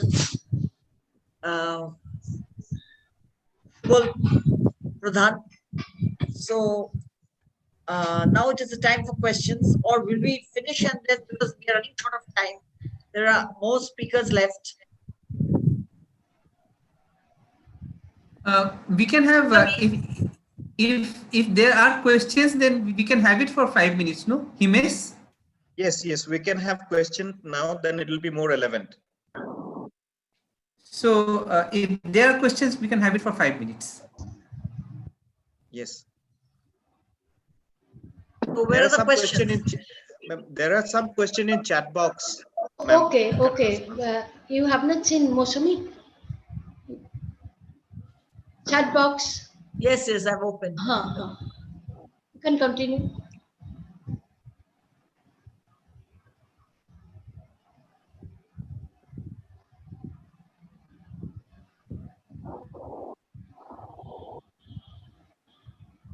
Doctor, there is a question. Is it prudent to counsel the parents for live donor transplant? Yeah, sure. It is. So Professor Martin. Yes, thank you for the question. The recurrence rate is, don't know whether it's really 90%, but it's high, and parents should be counseled. It's correct. I haven't looked at all the studies, and I don't know whether any real good study, but some centers would advocate to do plasma exchange early on in disease recurrence to hope that the disease would be interrupted early on. I think we would look at complement blocking therapy as a way to circumvent this problem, but it is something that is an ongoing issue. So it depends on the genetic mutation. If it's a mutation that is similar to mutations that we find in atypical AGS, I think it makes sense to treat with eculizumab or other complement inhibitors. If it is not, and only up to maybe 10% do have any of those mutations, then it will be difficult. We have to counsel them, sure. Okay, thank you. There's another question for Dr. Bidzan. This is from Dr. Kiran Sathe. They have 2 cases of C3 glomerulopathy with dense deposits, and they're on prednisolone and MMS. They're doing well. Completed 1 year of treatment. Normal creatinine, urea also resolved. Urine normal now. So what is the further prognosis? Difficult question, but as I pointed out, after 10 years, only 40% progress to end-stage renal disease. So in effect, we don't know, is this a spontaneous resolution or is it a treatment effect? So your number 1 question could be, how long do we have to treat? And there's no complete agreement about it, but probably I would taper the prednisone and maybe continue with MMF in low dose. What is the end long-term prognosis? It really depends what happens when you taper the treatment and if you see a recurrence or worsening of the disease, or whether you see continued remission. If you see continued remission, probably the prognosis will be good. And this is something we have to learn. How do we don't have yet very good predictive markers.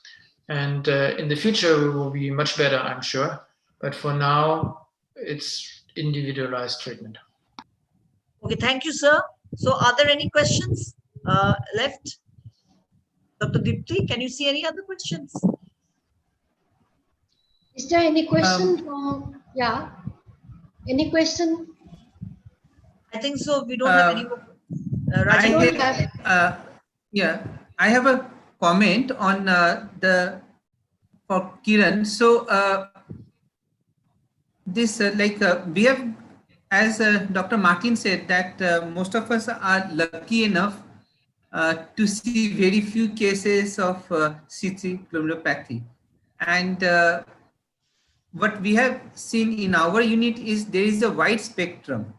For example, we have a child who is DDT proven by biopsy, but this now child has been having a mild proteinuria, and we have followed up this child for about 6 to 7 years with a stable creatinine and a mild proteinuria. and the creatine is not purging and is on a low dose enalapril. On the other hand, we have seen children with the same sort of features coming in and within a year or so going into complete renal failure. So most probably, I'm sure Dr. Martin will agree that we still don't understand the full spectrum, like what is happening, and it is still a picture in evaluation. Dr. Martin, your comment, if any? Yeah, thank you for elaborating on this topic, because I think the clear message is there's a wide spectrum, not only pathologically, etiopathologically, but also in the phenotype, in the evolution of the disease. And as with any rare disease, we have to be careful before we make claims that a particular disease, medication or a particular strategy is successful. We have to collect cases, or ideally do some kind of prospective study and compare and contrast these treatments. But this is difficult to do, in particular in pediatrics. We already have a hard time to do any kind of prospective trial in pediatrics, particularly with these rare diseases. So if we keep in mind that if the proteinuria is mild and if the creatinine is normal and the disease is stable over a long time, so the outcome will be likely very good, at least as long as we can say now. But if early on there is a decrease in function, then we're obviously on a different track. And I don't know yet when we will have these answers, but I guess in 5 to 10 years we know much better. And this is what I often tell parents. If they have young children, don't give up. In a few years, situation may change. Thank you, sir. I think so. We will go to the next topic. There aren't any more questions in the chat box. Himesh, can you say any other questions? No, sir. I think so. We can go to the next session, I think. Afsana doesn't have any question. Rajita, you muted her in the beginning itself. So, thank you all the speakers and the chairpersons for conducting the first session. Now we will go to the second one. Thank you, ma'am. So we are going to the second session. To chair the second session, I would like to invite the chairpersons. We have with us Dr. Amitava Pahari, a senior consultant pediatrician and pediatric nephrologist at Green Eagles Apollo Hospital, Kolkata. And we have Dr. Afsana Jahan, pediatric nephrologist at Renewal Clinic, Guwahati, and is visiting consultant at Pratiksha and Excel Care Hospitals, Assam. So over to you, Chairperson. Good evening, everybody. So it was a wonderful session that we enjoyed. Thanks, Himesh, Rajiv, and the whole Apnei for giving me this opportunity to chair this session along with our young, dynamic, upcoming pediatric nephrologist, Dr. Afsana. Now I'll ask Dr. Afsana to kindly introduce our, key coordinator and organizer of this event, Dr. Himesh Burman, and our ISPN secretary, Dr. Anil Basudevan, in due course of time. Dr. Afsana, please take over and take it forward for this very interesting session on research by Apnei members and research that we possibly need to think about in our low resource setting so that we get some guidance in an area where we might be lacking to a great extent. Afsana, please. Thank you, sir, for your kind introduction. The next session, the first speaker is Dr. Himesh Burman. He does not need any introduction. He is one of the most dynamic personality and organizer of this e-conclave. So Dr. Himesh Burman is presently the Associate Professor of Pediatrics in Negrims, Shillong. Over to you, Dr. Himesh. Thank you, Afsana.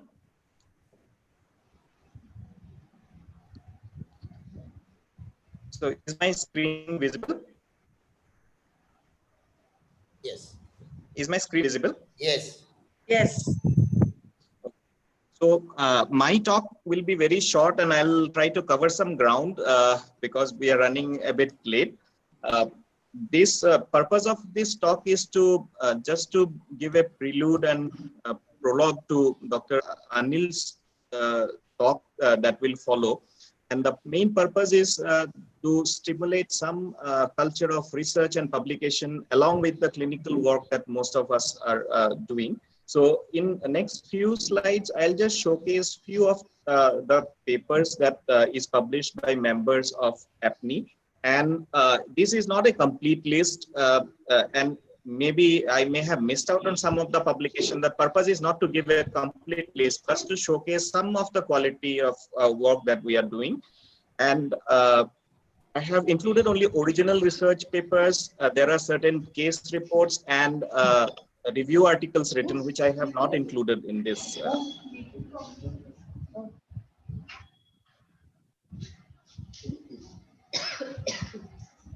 So,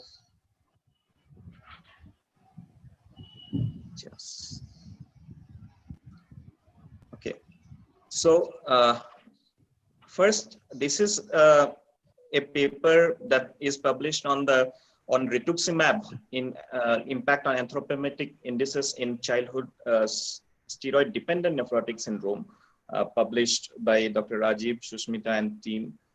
And here they found that this rituximab had a considerable steroid-sparing agent in this age group, and that resulted in. Can you move the slide? Yes. Slides are not changing. Slides are not changing. Maybe you have to go for a slideshow, the full thing. Now? No.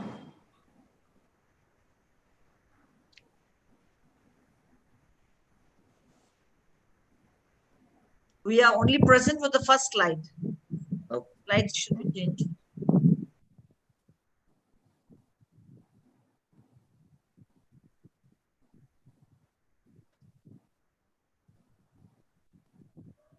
Now? Yeah, now you can go for slideshow. Yeah, now go for this. Yeah. Yeah. Am I visible? Yes, you are. So, yeah. So this is a paper published in Archives of Diseases of Childhood. Go for the second slide. Go for slideshow. Go for slideshow and go for the second slide. It's still on your first slide. Still on first slide? Yeah. Go for the slideshow. Slideshow. No. नीचे में है. नीचे में है. Or you can go on top where the view is. You can do it from there. Yes, I'm sharing from there. I have shared my screen from there only, from the top. Is it changing now? Not yet. Now? You must press on the enable editing. That will help. Enable? There's something coming as enable editing at the top of your presentation. No, sir, I cannot see. The yellow bar on Yellow top. bar. I think so. You have to tell Ashish or someone to change the slides. Yeah, Ashish, can you do that? You have my backup slides, I think. Ashish, are you there? I'll give you a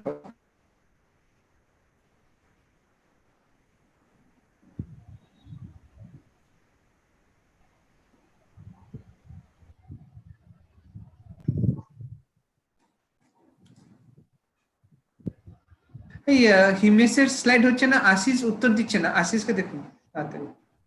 হিমেশের slide change হচ্ছে না আর আশিস উত্তর দিচ্ছে না, একটু দেখুন না।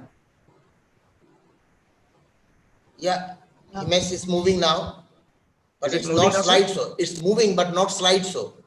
But still, you can carry on. You can carry on. Okay, sir. So the first, this is a paper on published in Archives in Diseases of Childhood. This was on impact of rituximab in children with steroid-dependent nephrotic syndrome. So what Dr. Rajiv, Sushmita ma'am's team found that rituximab had an important significant impact on steroid-sparing effect of these children, and they were better in terms of anthropometric and anthropometric indices and growth. Second, has the slide changed? No, not yet. Go for the next one. On the left hand pane, go to the next one.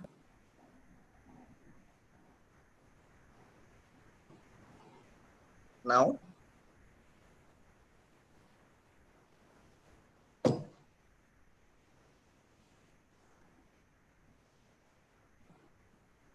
Try to click on that.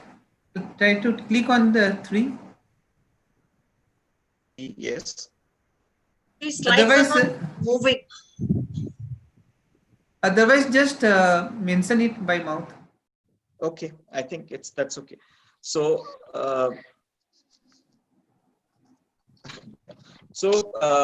anyway, this is just to mention some of the papers. So main talk will be waiting for Anil sir's talk there.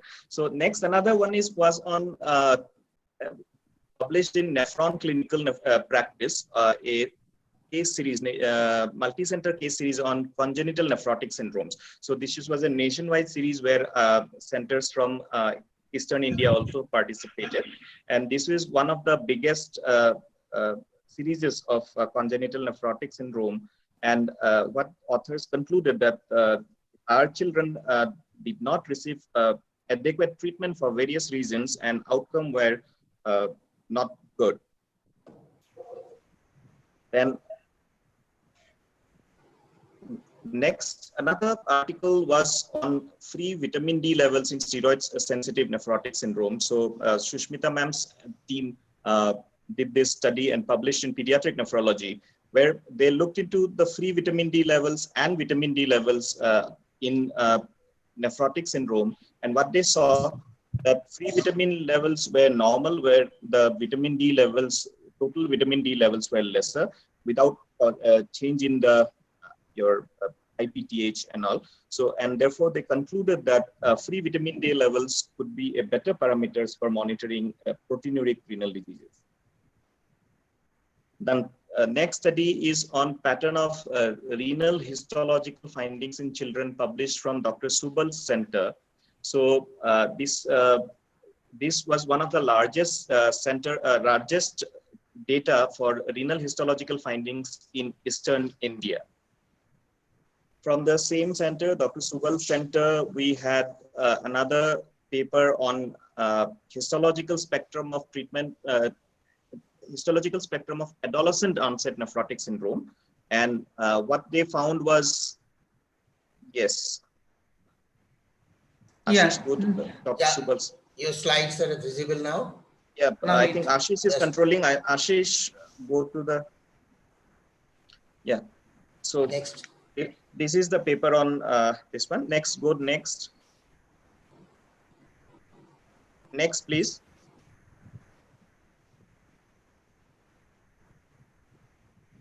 Next, please.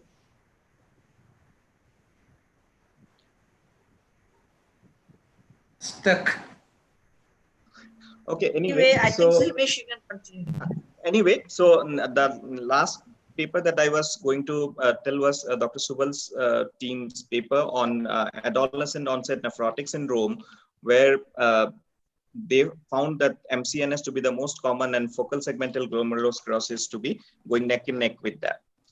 Then after, these are some of the papers that I'm just presenting today. There are some case reports, some other multi-center publications that are also done from here, and also some review articles which I have not showcased. Apart from these publications, there are certain, we are also participating in multi-center research projects. One of these was initiated in the Eastern India, where we were trying to look into the genetic mutations in renal tubular disorders in Eastern India. Next was, we also were one registry for pediatric lupus was initiated. That was that is a nationwide registry, but it was initiated from the Eastern India, and we are also contributing to the ISPN registries that are already going on. So this is all from my side. I think with this prologue, I hand over to Dr. Anil.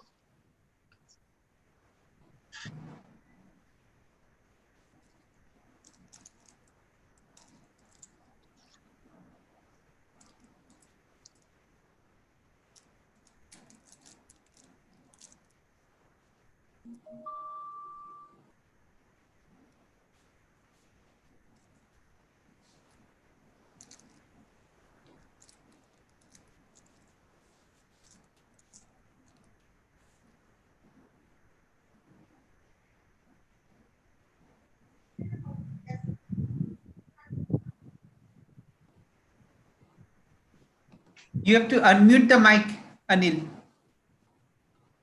So,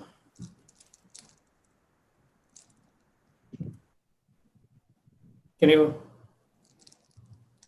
see the slide now? Yes, sir. We Yeah, can Anil, we see. can. Sir, yes. You can start, sir. Yeah, thank you. Thank you, Himesh and team. Thank you, Amitabh Dad, Afsana, for your kind introduction. So, moving from a very heavy scientific session of C3G and HUS, we're moving to a more general session, which is not often discussed in many of the conferences, especially regarding research. So when Himesh gave me this topic, so I could see this in two ways. One is, should research be a priority for a practicing clinician in an academic institute or in a corporate or in a private practice? And the other way to look at it is, what are the research topics or research priorities for a clinician seeing patients, seeing children with kidney diseases? So what I decided to do was to split it into two, where in the initial half, I'll be talking about, in general, about why clinicians should do research and the broad principles of research through three stories of eminent um, clinicians, not necessarily in nephrology, who did pioneering research in a resource limited setting. And of course, I'll be connecting that to football. I mean, it's hard to think that I'll be talking to an audience in the East without mentioning football. So I thought I'll have this. And then in the later half, I'll be more talking about how to set up the process involved in setting up the research priorities and how the domains for research are identified. So I must admit that I don't have anything specific in this area, but it's just more of a process, because identifying a research priority is dependent on so many factors, including the place you work, the individual's interests, the feasibility, the cost, and the overall environment in which, and the patient population that a pediatric nephrologist is seeing. So my talk will be generally on the lighter side, giving a more broader view of these aspects. So now, when we say about formal research by clinicians, they're far and few, especially in the Indian setting, where we are all trained to, you know, trained to treat patients, look after patients, but we always will be doing some form of research in our mind, especially when we see patients who do not respond to a conventional treatment, or when we see patient who does not have a typical clinical features or may have a surprising finding on a renal biopsy. Then we keep asking to us and to our colleagues questions as to why this patient is behaving differently, why this patient did not have these typical clinical features. And most of the time, we end up looking at the review of literature or evidences available elsewhere to answer our questions. Very few take the next step of actually looking into the problem that they're facing by doing some formal research. And doing research could be for various reasons, which could be including a very intrinsic curiosity or a personal motivation just to know.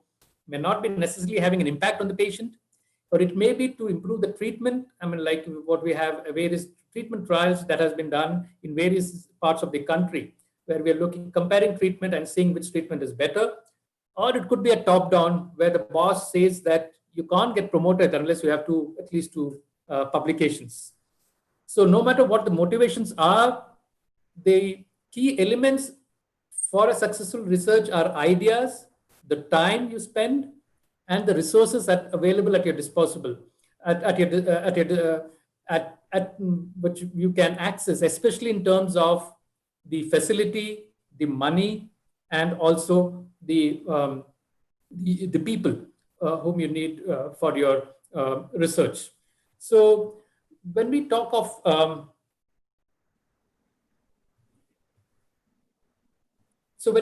the broad principles, I mean, first thing is to know the problem and to identify the gap that is remaining in the problem, and also to gear it towards um, the patient. I mean, ultimately, the patient has to benefit from your research. And I'll be giving you 3 stories, and some of the stories has come up through my discussion with my mentors in the research institute.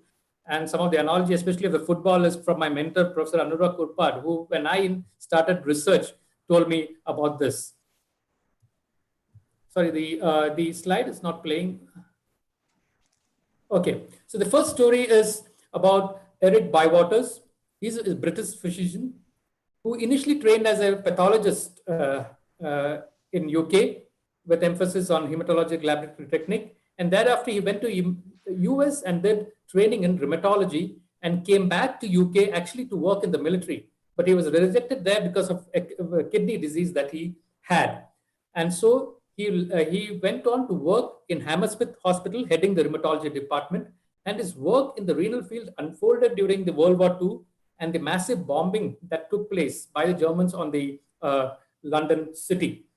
So when he was in the Hammersmith Hospital, he recalled seeing patients.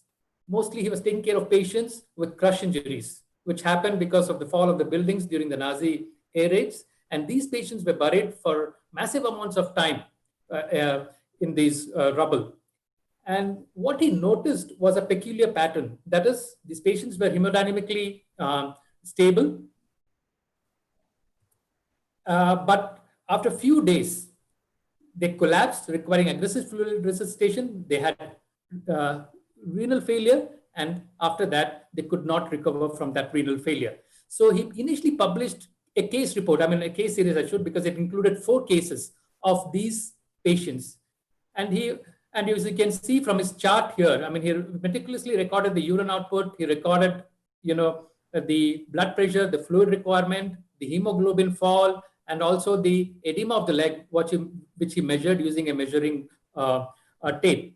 And when these patients died, he did an autopsy, which showed that muscle ischemia and also the kidneys were overweight, edematous with features of tubular injury and pigment cast. So that was the beginning of his research journey into crush injuries, leading to what is called an acute renal failure, or now called the acute kidney injury. And looking at this pattern, he came to a fair conclusion that there must be a connection between muscle trauma, the consequent renal failure, and death. And this led to a series of translational experiments where he developed animal models to understand this. He developed treatment like alkalization, and he took it back into the patient and could prevent a large number of renal failures secondary to crush injury, truly an example of translational medicine. So, but he came out with this statement much later in an interview that while he was doing these investigations, he was heavily criticized by his own colleagues, especially his chief, because they were in a war situation, taking care of emergencies, and he was actually trying to find a solution to a problem. So his story shows us that there are no right circumstances or environment to start research. We don't need to wait that, okay, only when we reach this number of patients, or when I'm in this place, or when I get this much money, I will start research. It starts by identifying a problem, which we can only do if we look around and ask questions. And as you can see, this research came from simple case reports. I know that, we all want to do large studies, multicentric studies, but even case reports can be a beginning of a good research.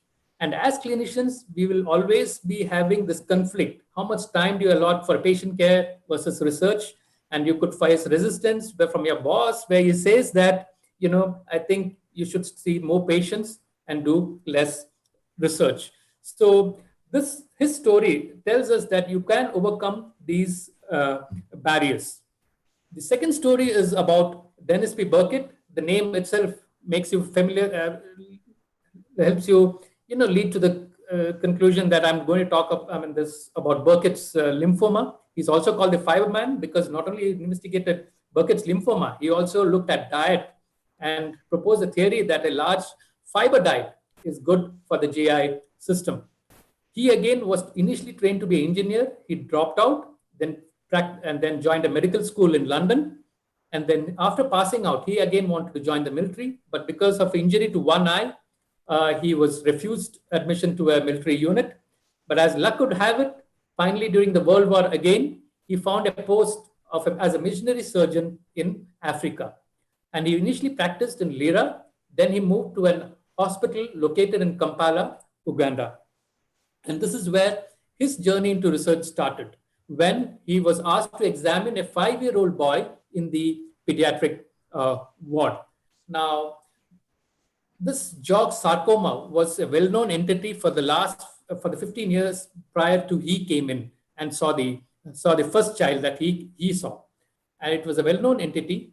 And he being a surgeon, this child was referred to him for excision. But what he noticed was that when he exercised, these tumors recurred. And as he started seeing more and more patients, he again started noticing a pattern. And this he published as an observation study of 38 patients in 1957. So we moved from a case report to an observational study where he described in detail the clinical presentations. He also traveled to various centers in Africa and noted that these patients came from a particular geographical distribution that is typically very hot. And also an input from his colleague that these cancers are similar to a polyoma tumors induced by virus. And based on all this clinical presentation, the pathological features, the limited geographical distribution, and his input from colleagues, from his observational study, he came to a conclusion that this tumor may be induced by a virus having an arthropod vector. So the story doesn't end there.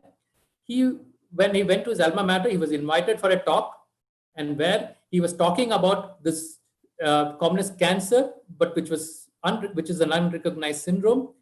A curiosity was arisen in a particular individual, and he is Sir Anthony Epstein. He was a cancer researcher in UK, and particularly he worked on virus and cancer in chicken. And he was completely enthused by his talk. And after the talk, he chatted up with Dr. Burkitt, and they agreed that the samples from Uganda of these patients with the jaw tumor will be shipped to his lab in London.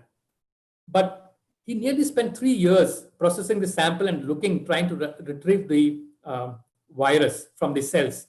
And this is the Yuvan Bar is the PhD student who prepared these samples. But for 3 years, they tried various culture methods, but they failed to identify the virus. But bad weather came to the rescue. So often, flight delays, bad weather, which delays a flight, actually leads to frustration. But here, it led to a big discovery. What happened was the flight that was shipping the samples to London, because of bad weather, was diverted to Manchester. And there it stayed on the tarmac for many hours and then flew back to London. By the time it flew back to London, the samples became very cloudy. And Epstein almost thought of throwing the samples off, but he said we'll have one final look under the microscope. And this time what he did was he did an electron microscopy of the tumor specimen of the cells. And he was completely astonished to see herpes-like virus particles in those cells. And that began a journey of discovering this virus, which later named after him and his PhD student as Epstein-Barr virus. So what we learned from Dr. Burkitt's experience is that he was a surgeon. His job was to just take out a tumor. But his curiosity and his wide-angle vision of why this tumor develops and his observation that it developed only in certain regional locations helped him to discover this unique tumor caused by the virus.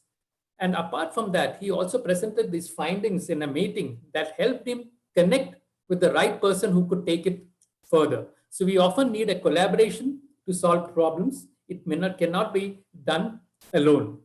And what Epstein showed us that even after 3 years of failure, he never gave up. It continued to look. So we need persistence and patience when we are doing research, and of course, backed by a little amount of luck and serendipity, as you can see in Epstein's case, where a bad weather and a delayed flight helped him in identifying a new virus. So coming back closer home, this is a story of a doctor couple. Many of you must have heard Padma Shri Dr. Abhay Bang and Rani Bang, who started something called a Society for Education, Action and Research in Community Health.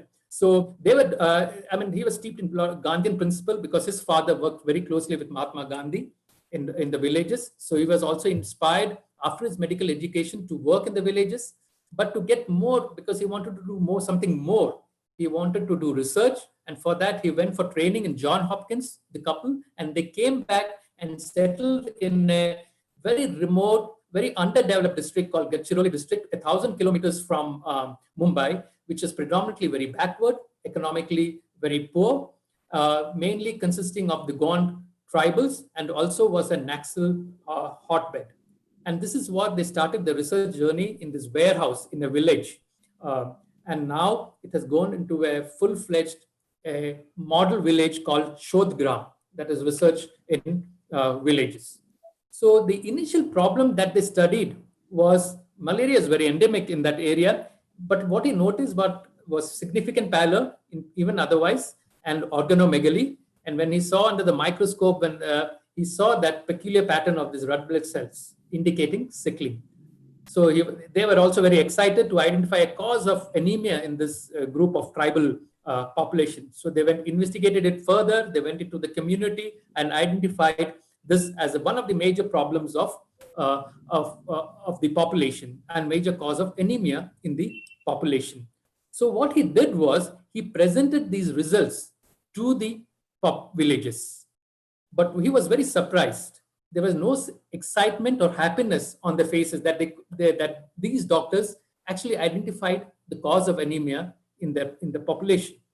And when he asked them, why are you not excited? They replied that sickle is not our problem. It may be your problem. So it gave an important lesson that when we think of a problem, it may not necessarily appear as a problem from a patient's or a person's or the public's point of view. So then to understand what is that problem that the people want us to research on, he conducted a People's Health Assembly and he put to vote some common diseases and ranked them. And this is what the people ranked. They considered malaria, and the women considered white discharge, low backache, alcoholism as the major problems that they wanted these doctor couple to target, and also very importantly, child death.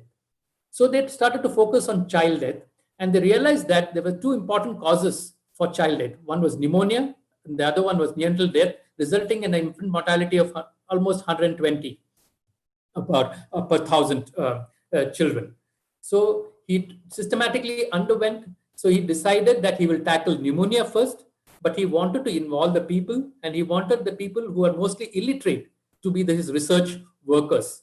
Now they don't know how to count. So he devised a very innovative method called a breath counter, where there were beads. And since they knew how to count till 12, so each count of 10, one bead used to move. And along with that, he gave them a sand timer. So after every 10 count, when they move the bead, and when they move the red bead before the sand emptied into the bottom, it meant that the child was significantly tachypneic. So this is how he helped train these research workers who were illiterates to identify pneumonia in the community. And this formed the basis of using community health workers to diagnose and treat pneumonia. And that was published as a research paper in Lancet. And not only that, he also pioneered a home-based neonatal care, which became very popular and has been implemented in more than 5 to 10 countries, and also in many parts of the country. And using these two interventions, he could reduce the mortality rate from 120 to less than 20 in 15 years. So I'm moving from case report to observational studies to doing RCTs in a very resource constrained setting to save lives. And his papers were published as vintage papers from the Lancet, and for his pioneering community work, the couple was awarded the Padma Shri. So their example shows us that actually the couple chose an extremely resource limited setting to practice and do research. It's not that they were there and they identified the resource limitation, but they purposely chose that to do research. They never used any fancy gadget or expensive instruments. In fact, they innovated like the breath counter in their research. And they also, what they understood was that the research needs to address the concerns or the problems of the people, not the problems what the researcher perceives. And they underwent it very systematically by listening to people, by observing the patients and collecting the data very systematically. So as you can see here, all the three had a common thread. What were they? They were working under extremely difficult conditions. But they all of them identified a particular problem. They identified the gap and they tried to solve this. So what has that got to do with football? And this is where my mentor, when I was going into research, told me. So they said that you shouldn't be replicating what others are doing and trying to validate it, but try to see what is the gap in your subject, in your population, and try to answer that. And that's why they said that you always should remember what a football coach says. For example, this is the football that this player has. He has an option, multiple options where the ball should go. You could pass it to this player, you could pass it to this player, but the problem is there are players around this player who could attack the ball. So the most productive way and of the best chance of him getting a goal is to loop this ball into the gap and make the player run into the gap and take it more towards the goal post. So instead of running towards the ball, what a footballer coach advises is for a player to run into the gap and chase the football. So this is the analogy which I'm trying to highlight, that identifying the gap is an important component of research, and that will vary with various factors. So for example, in my case, when I started looking at steroid-resistant nephrotic syndrome, there are multiple issues with steroid-resistant nephrotic syndrome, including the cause, the management, and identifying the poor prognostic factors. But I chose to look at the molecular basis for the cause because that was where my interest was there. So, and especially I was very interested to understand the molecular aspects of this. So I decided to look at the genetic aspects of nephrotic syndrome. We know that 1/3 have a genetic cause. And over the years, we tried to identify the genetic spectrum in our population. So we took a problem from the bedside into the bench, into the lab. We tried to identify the genes that are commonly mutated. And when we identify the genes, we help the patients in the clinical diagnosis, prognostication, and all. But there was a challenge when we used a next generation sequencing. We created our own customized panel, and we tried to look at this, the genetic burden that, many of the variants fell into variant of unknown significance in these variant. So we had to go back to the bench. So here I sought the help of a scientist who was working on Drosophila, and we collaborated and worked on a Drosophila model where we introduce these mutations into this Drosophila and try to understand whether it leads to a disturbance of the nephrocyte that is present in the Drosophila. If it does, then we know that this mutation that is identified in the patient is pathogenic, and it helped us in clinical reporting. Another way to look at the gap is like a child on CAPD. A child can have multiple gaps, like we do not know the right treatment for CKD, the right diagnosis, how to approach. There are many gaps in kind of the dialysis that we offer. Many of them do not have the luxury of giving an automated dialysis.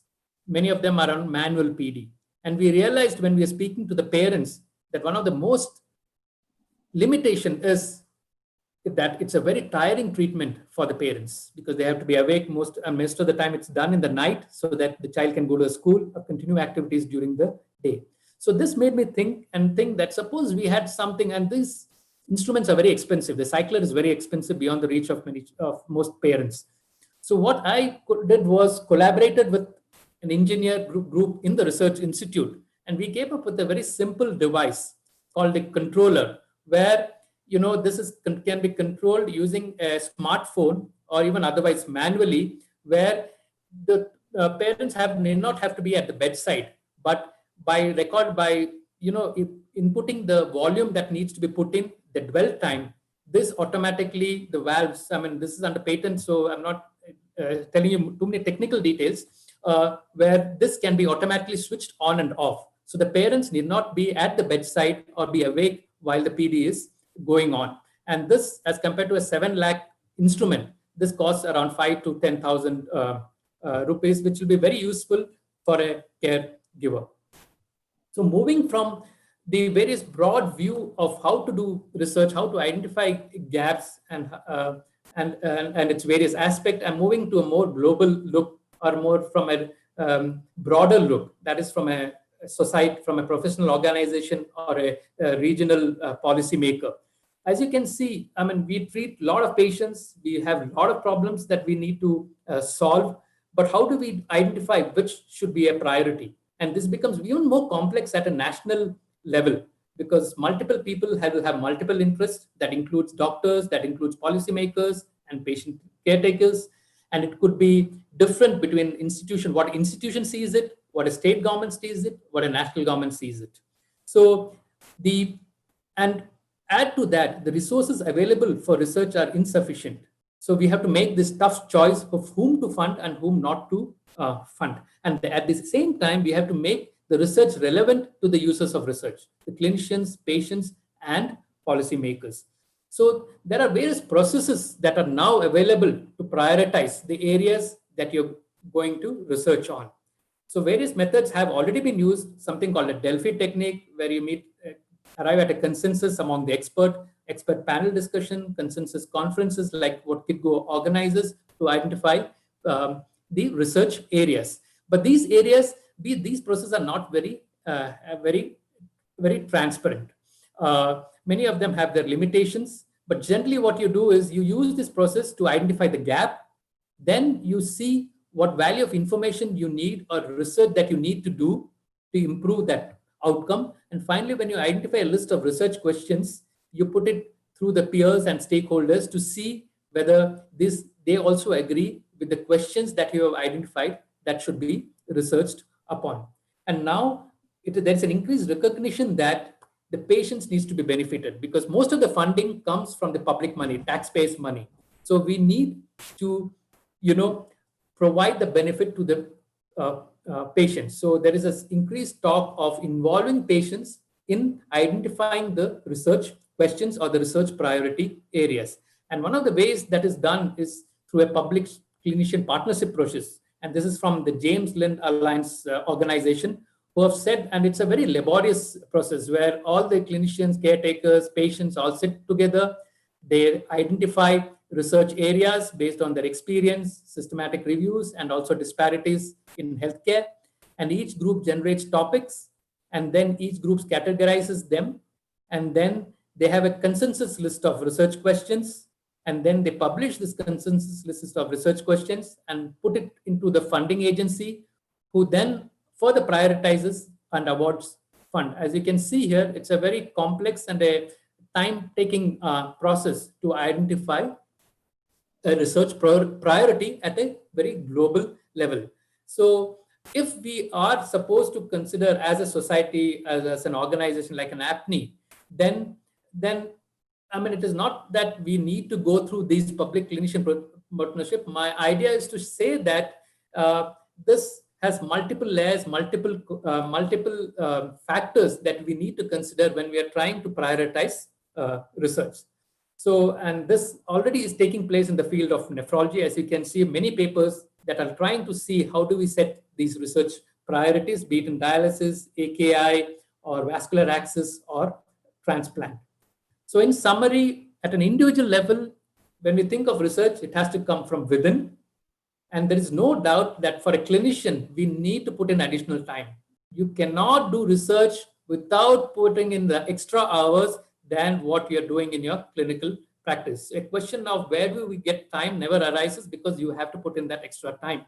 And as I've shown through the 3 stories where the clinicians have worked in extremely resource limited or constrained settings, that these barriers can be overcome. And also the fact that we need to be focused because there are multiple problems. We need to choose what we need to focus on, and we need to be patient with that because research is a long-time trajectory. We may not get immediate results. And at a global level, at a national level, identifying the research priorities is a complex process. And I don't think we have reached that stage where we could use these processes that have described by James Lind and all to identify research priorities. Thank you for your patient hearing.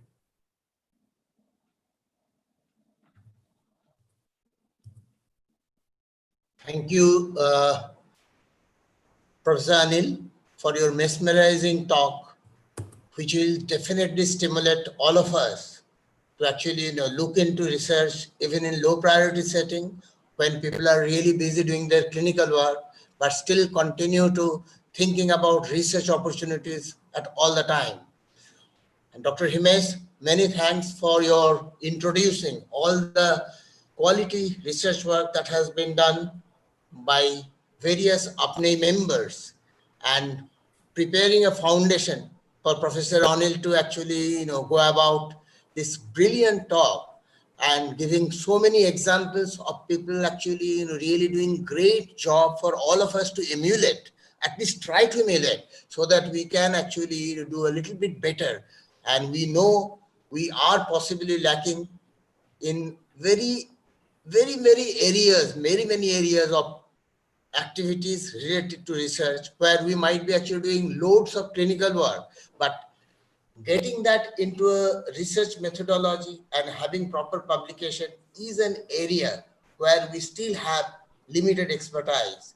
Thanks, Professor Anil and Dr. Himesh, for your wonderful introduction to this research things. Many areas of activities.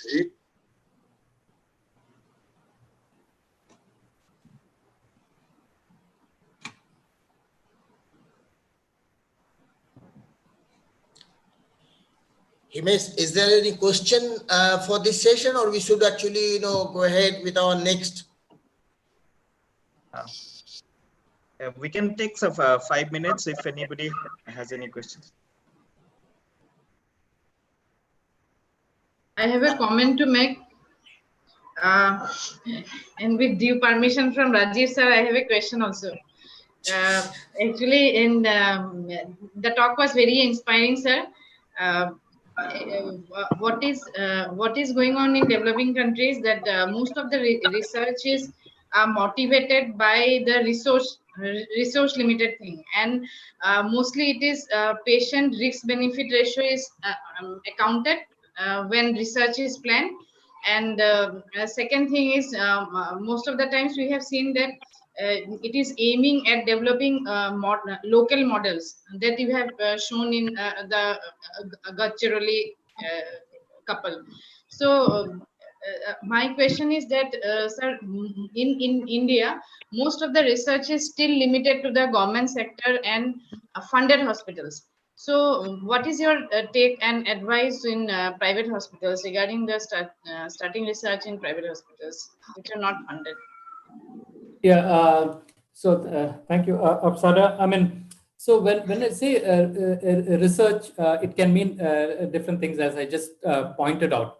And probably being in a corporate or in an academic institution may not be necessarily seen as a barrier. Of course, the type of research you do, the funding availability may differ, but that does not stop. I mean, we have many examples from Kolkata itself, that where they have done excellent original research, even being in spite of being in, like Sushmita ma'am, and all. So in spite of being in a corporate hospital.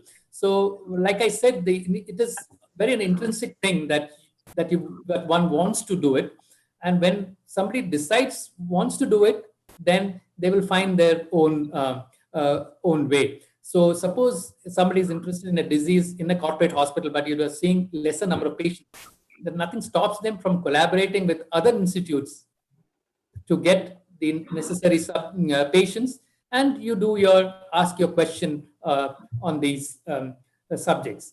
And similarly to funding, I mean, there is a lot of government fundings, there are a lot of clinical fundings. I don't know, many of you are aware that Department of Biotechnology has a special track for Northeast population. It's only for Northeast they can apply to that particular funding calls. So there are many initiatives like this. For women, there are Young Women Research Awards awarded by DBT, DST, and so on, where they get a lot of generous funding to do good research. The key is to have a good idea and the commitment to stay the course. That is what I would say. Thank you. Thank you, sir. Any other questions or comments?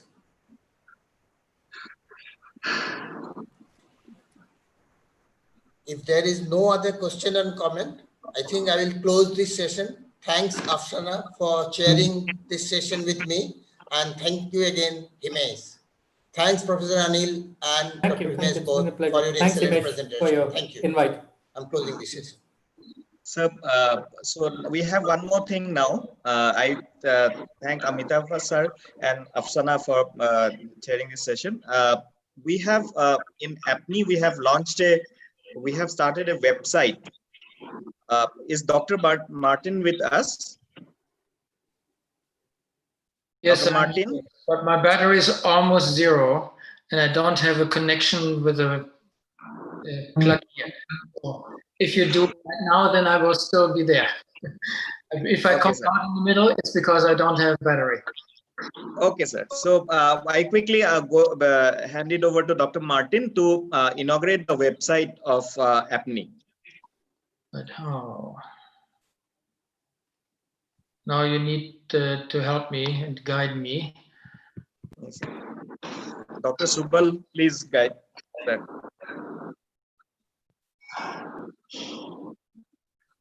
Because I don't have a link.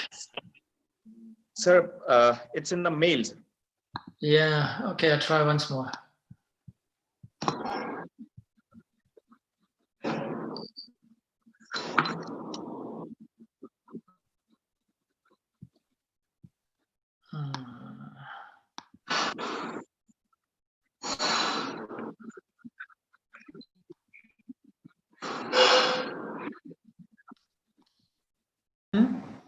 Yeah, I'll try. Good. Do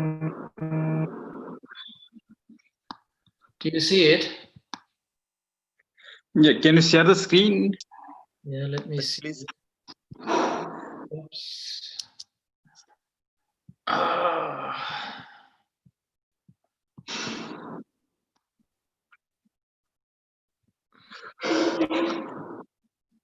Okay.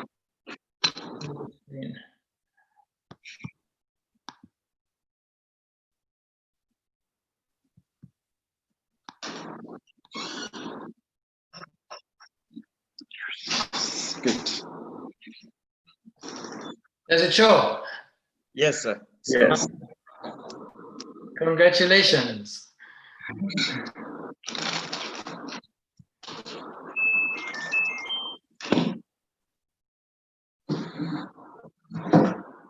Okay.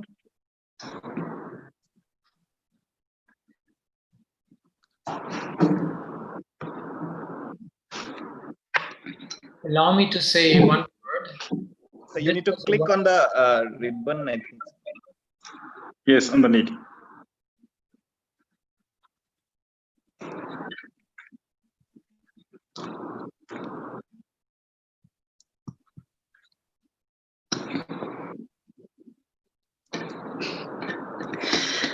Dr. Martin, you need to click on the ribbon.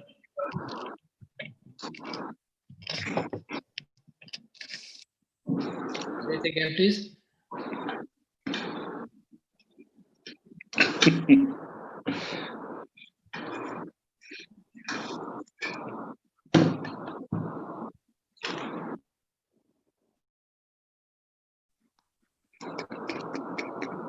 Stop share. Yeah. Okay. Yeah, okay. So congratulations and Thank you, sir. Thank you. hopefully a very productive beginning.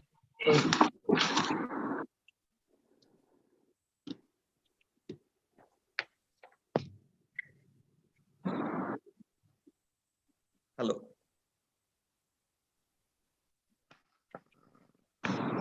Thank you, Dr. Bidjan. You're welcome. Thank you. I will probably be disconnected very soon. Thank you so much. We are also very thankful to you for joining the session, so sparing all your time. So with that, we have come to the end of today's webinar, the Apneicon eConclave. And I would like to extend my thanks from bottom of my heart to all the faculty members, resource persons that have joined today. Special thanks to our invited resource persons, Dr. Bidzan and Dr. Anil, for taking out all their time to be with us and spare the whole evening with us. I also would like to thank all the people who have joined us with the webcast and who has set the whole evening with us. Also, I would like to extend my thanks on behalf of Apne to Panacea Biotech for helping us with organizing this webinar. I would like also to thank RPG Life Sciences, who is maintaining the Apne website for us. So thank you, everyone. And so this will be the end of the webcast. But all Apne members, I'll request to stay back because we'll just have a quick annual general body meeting. So.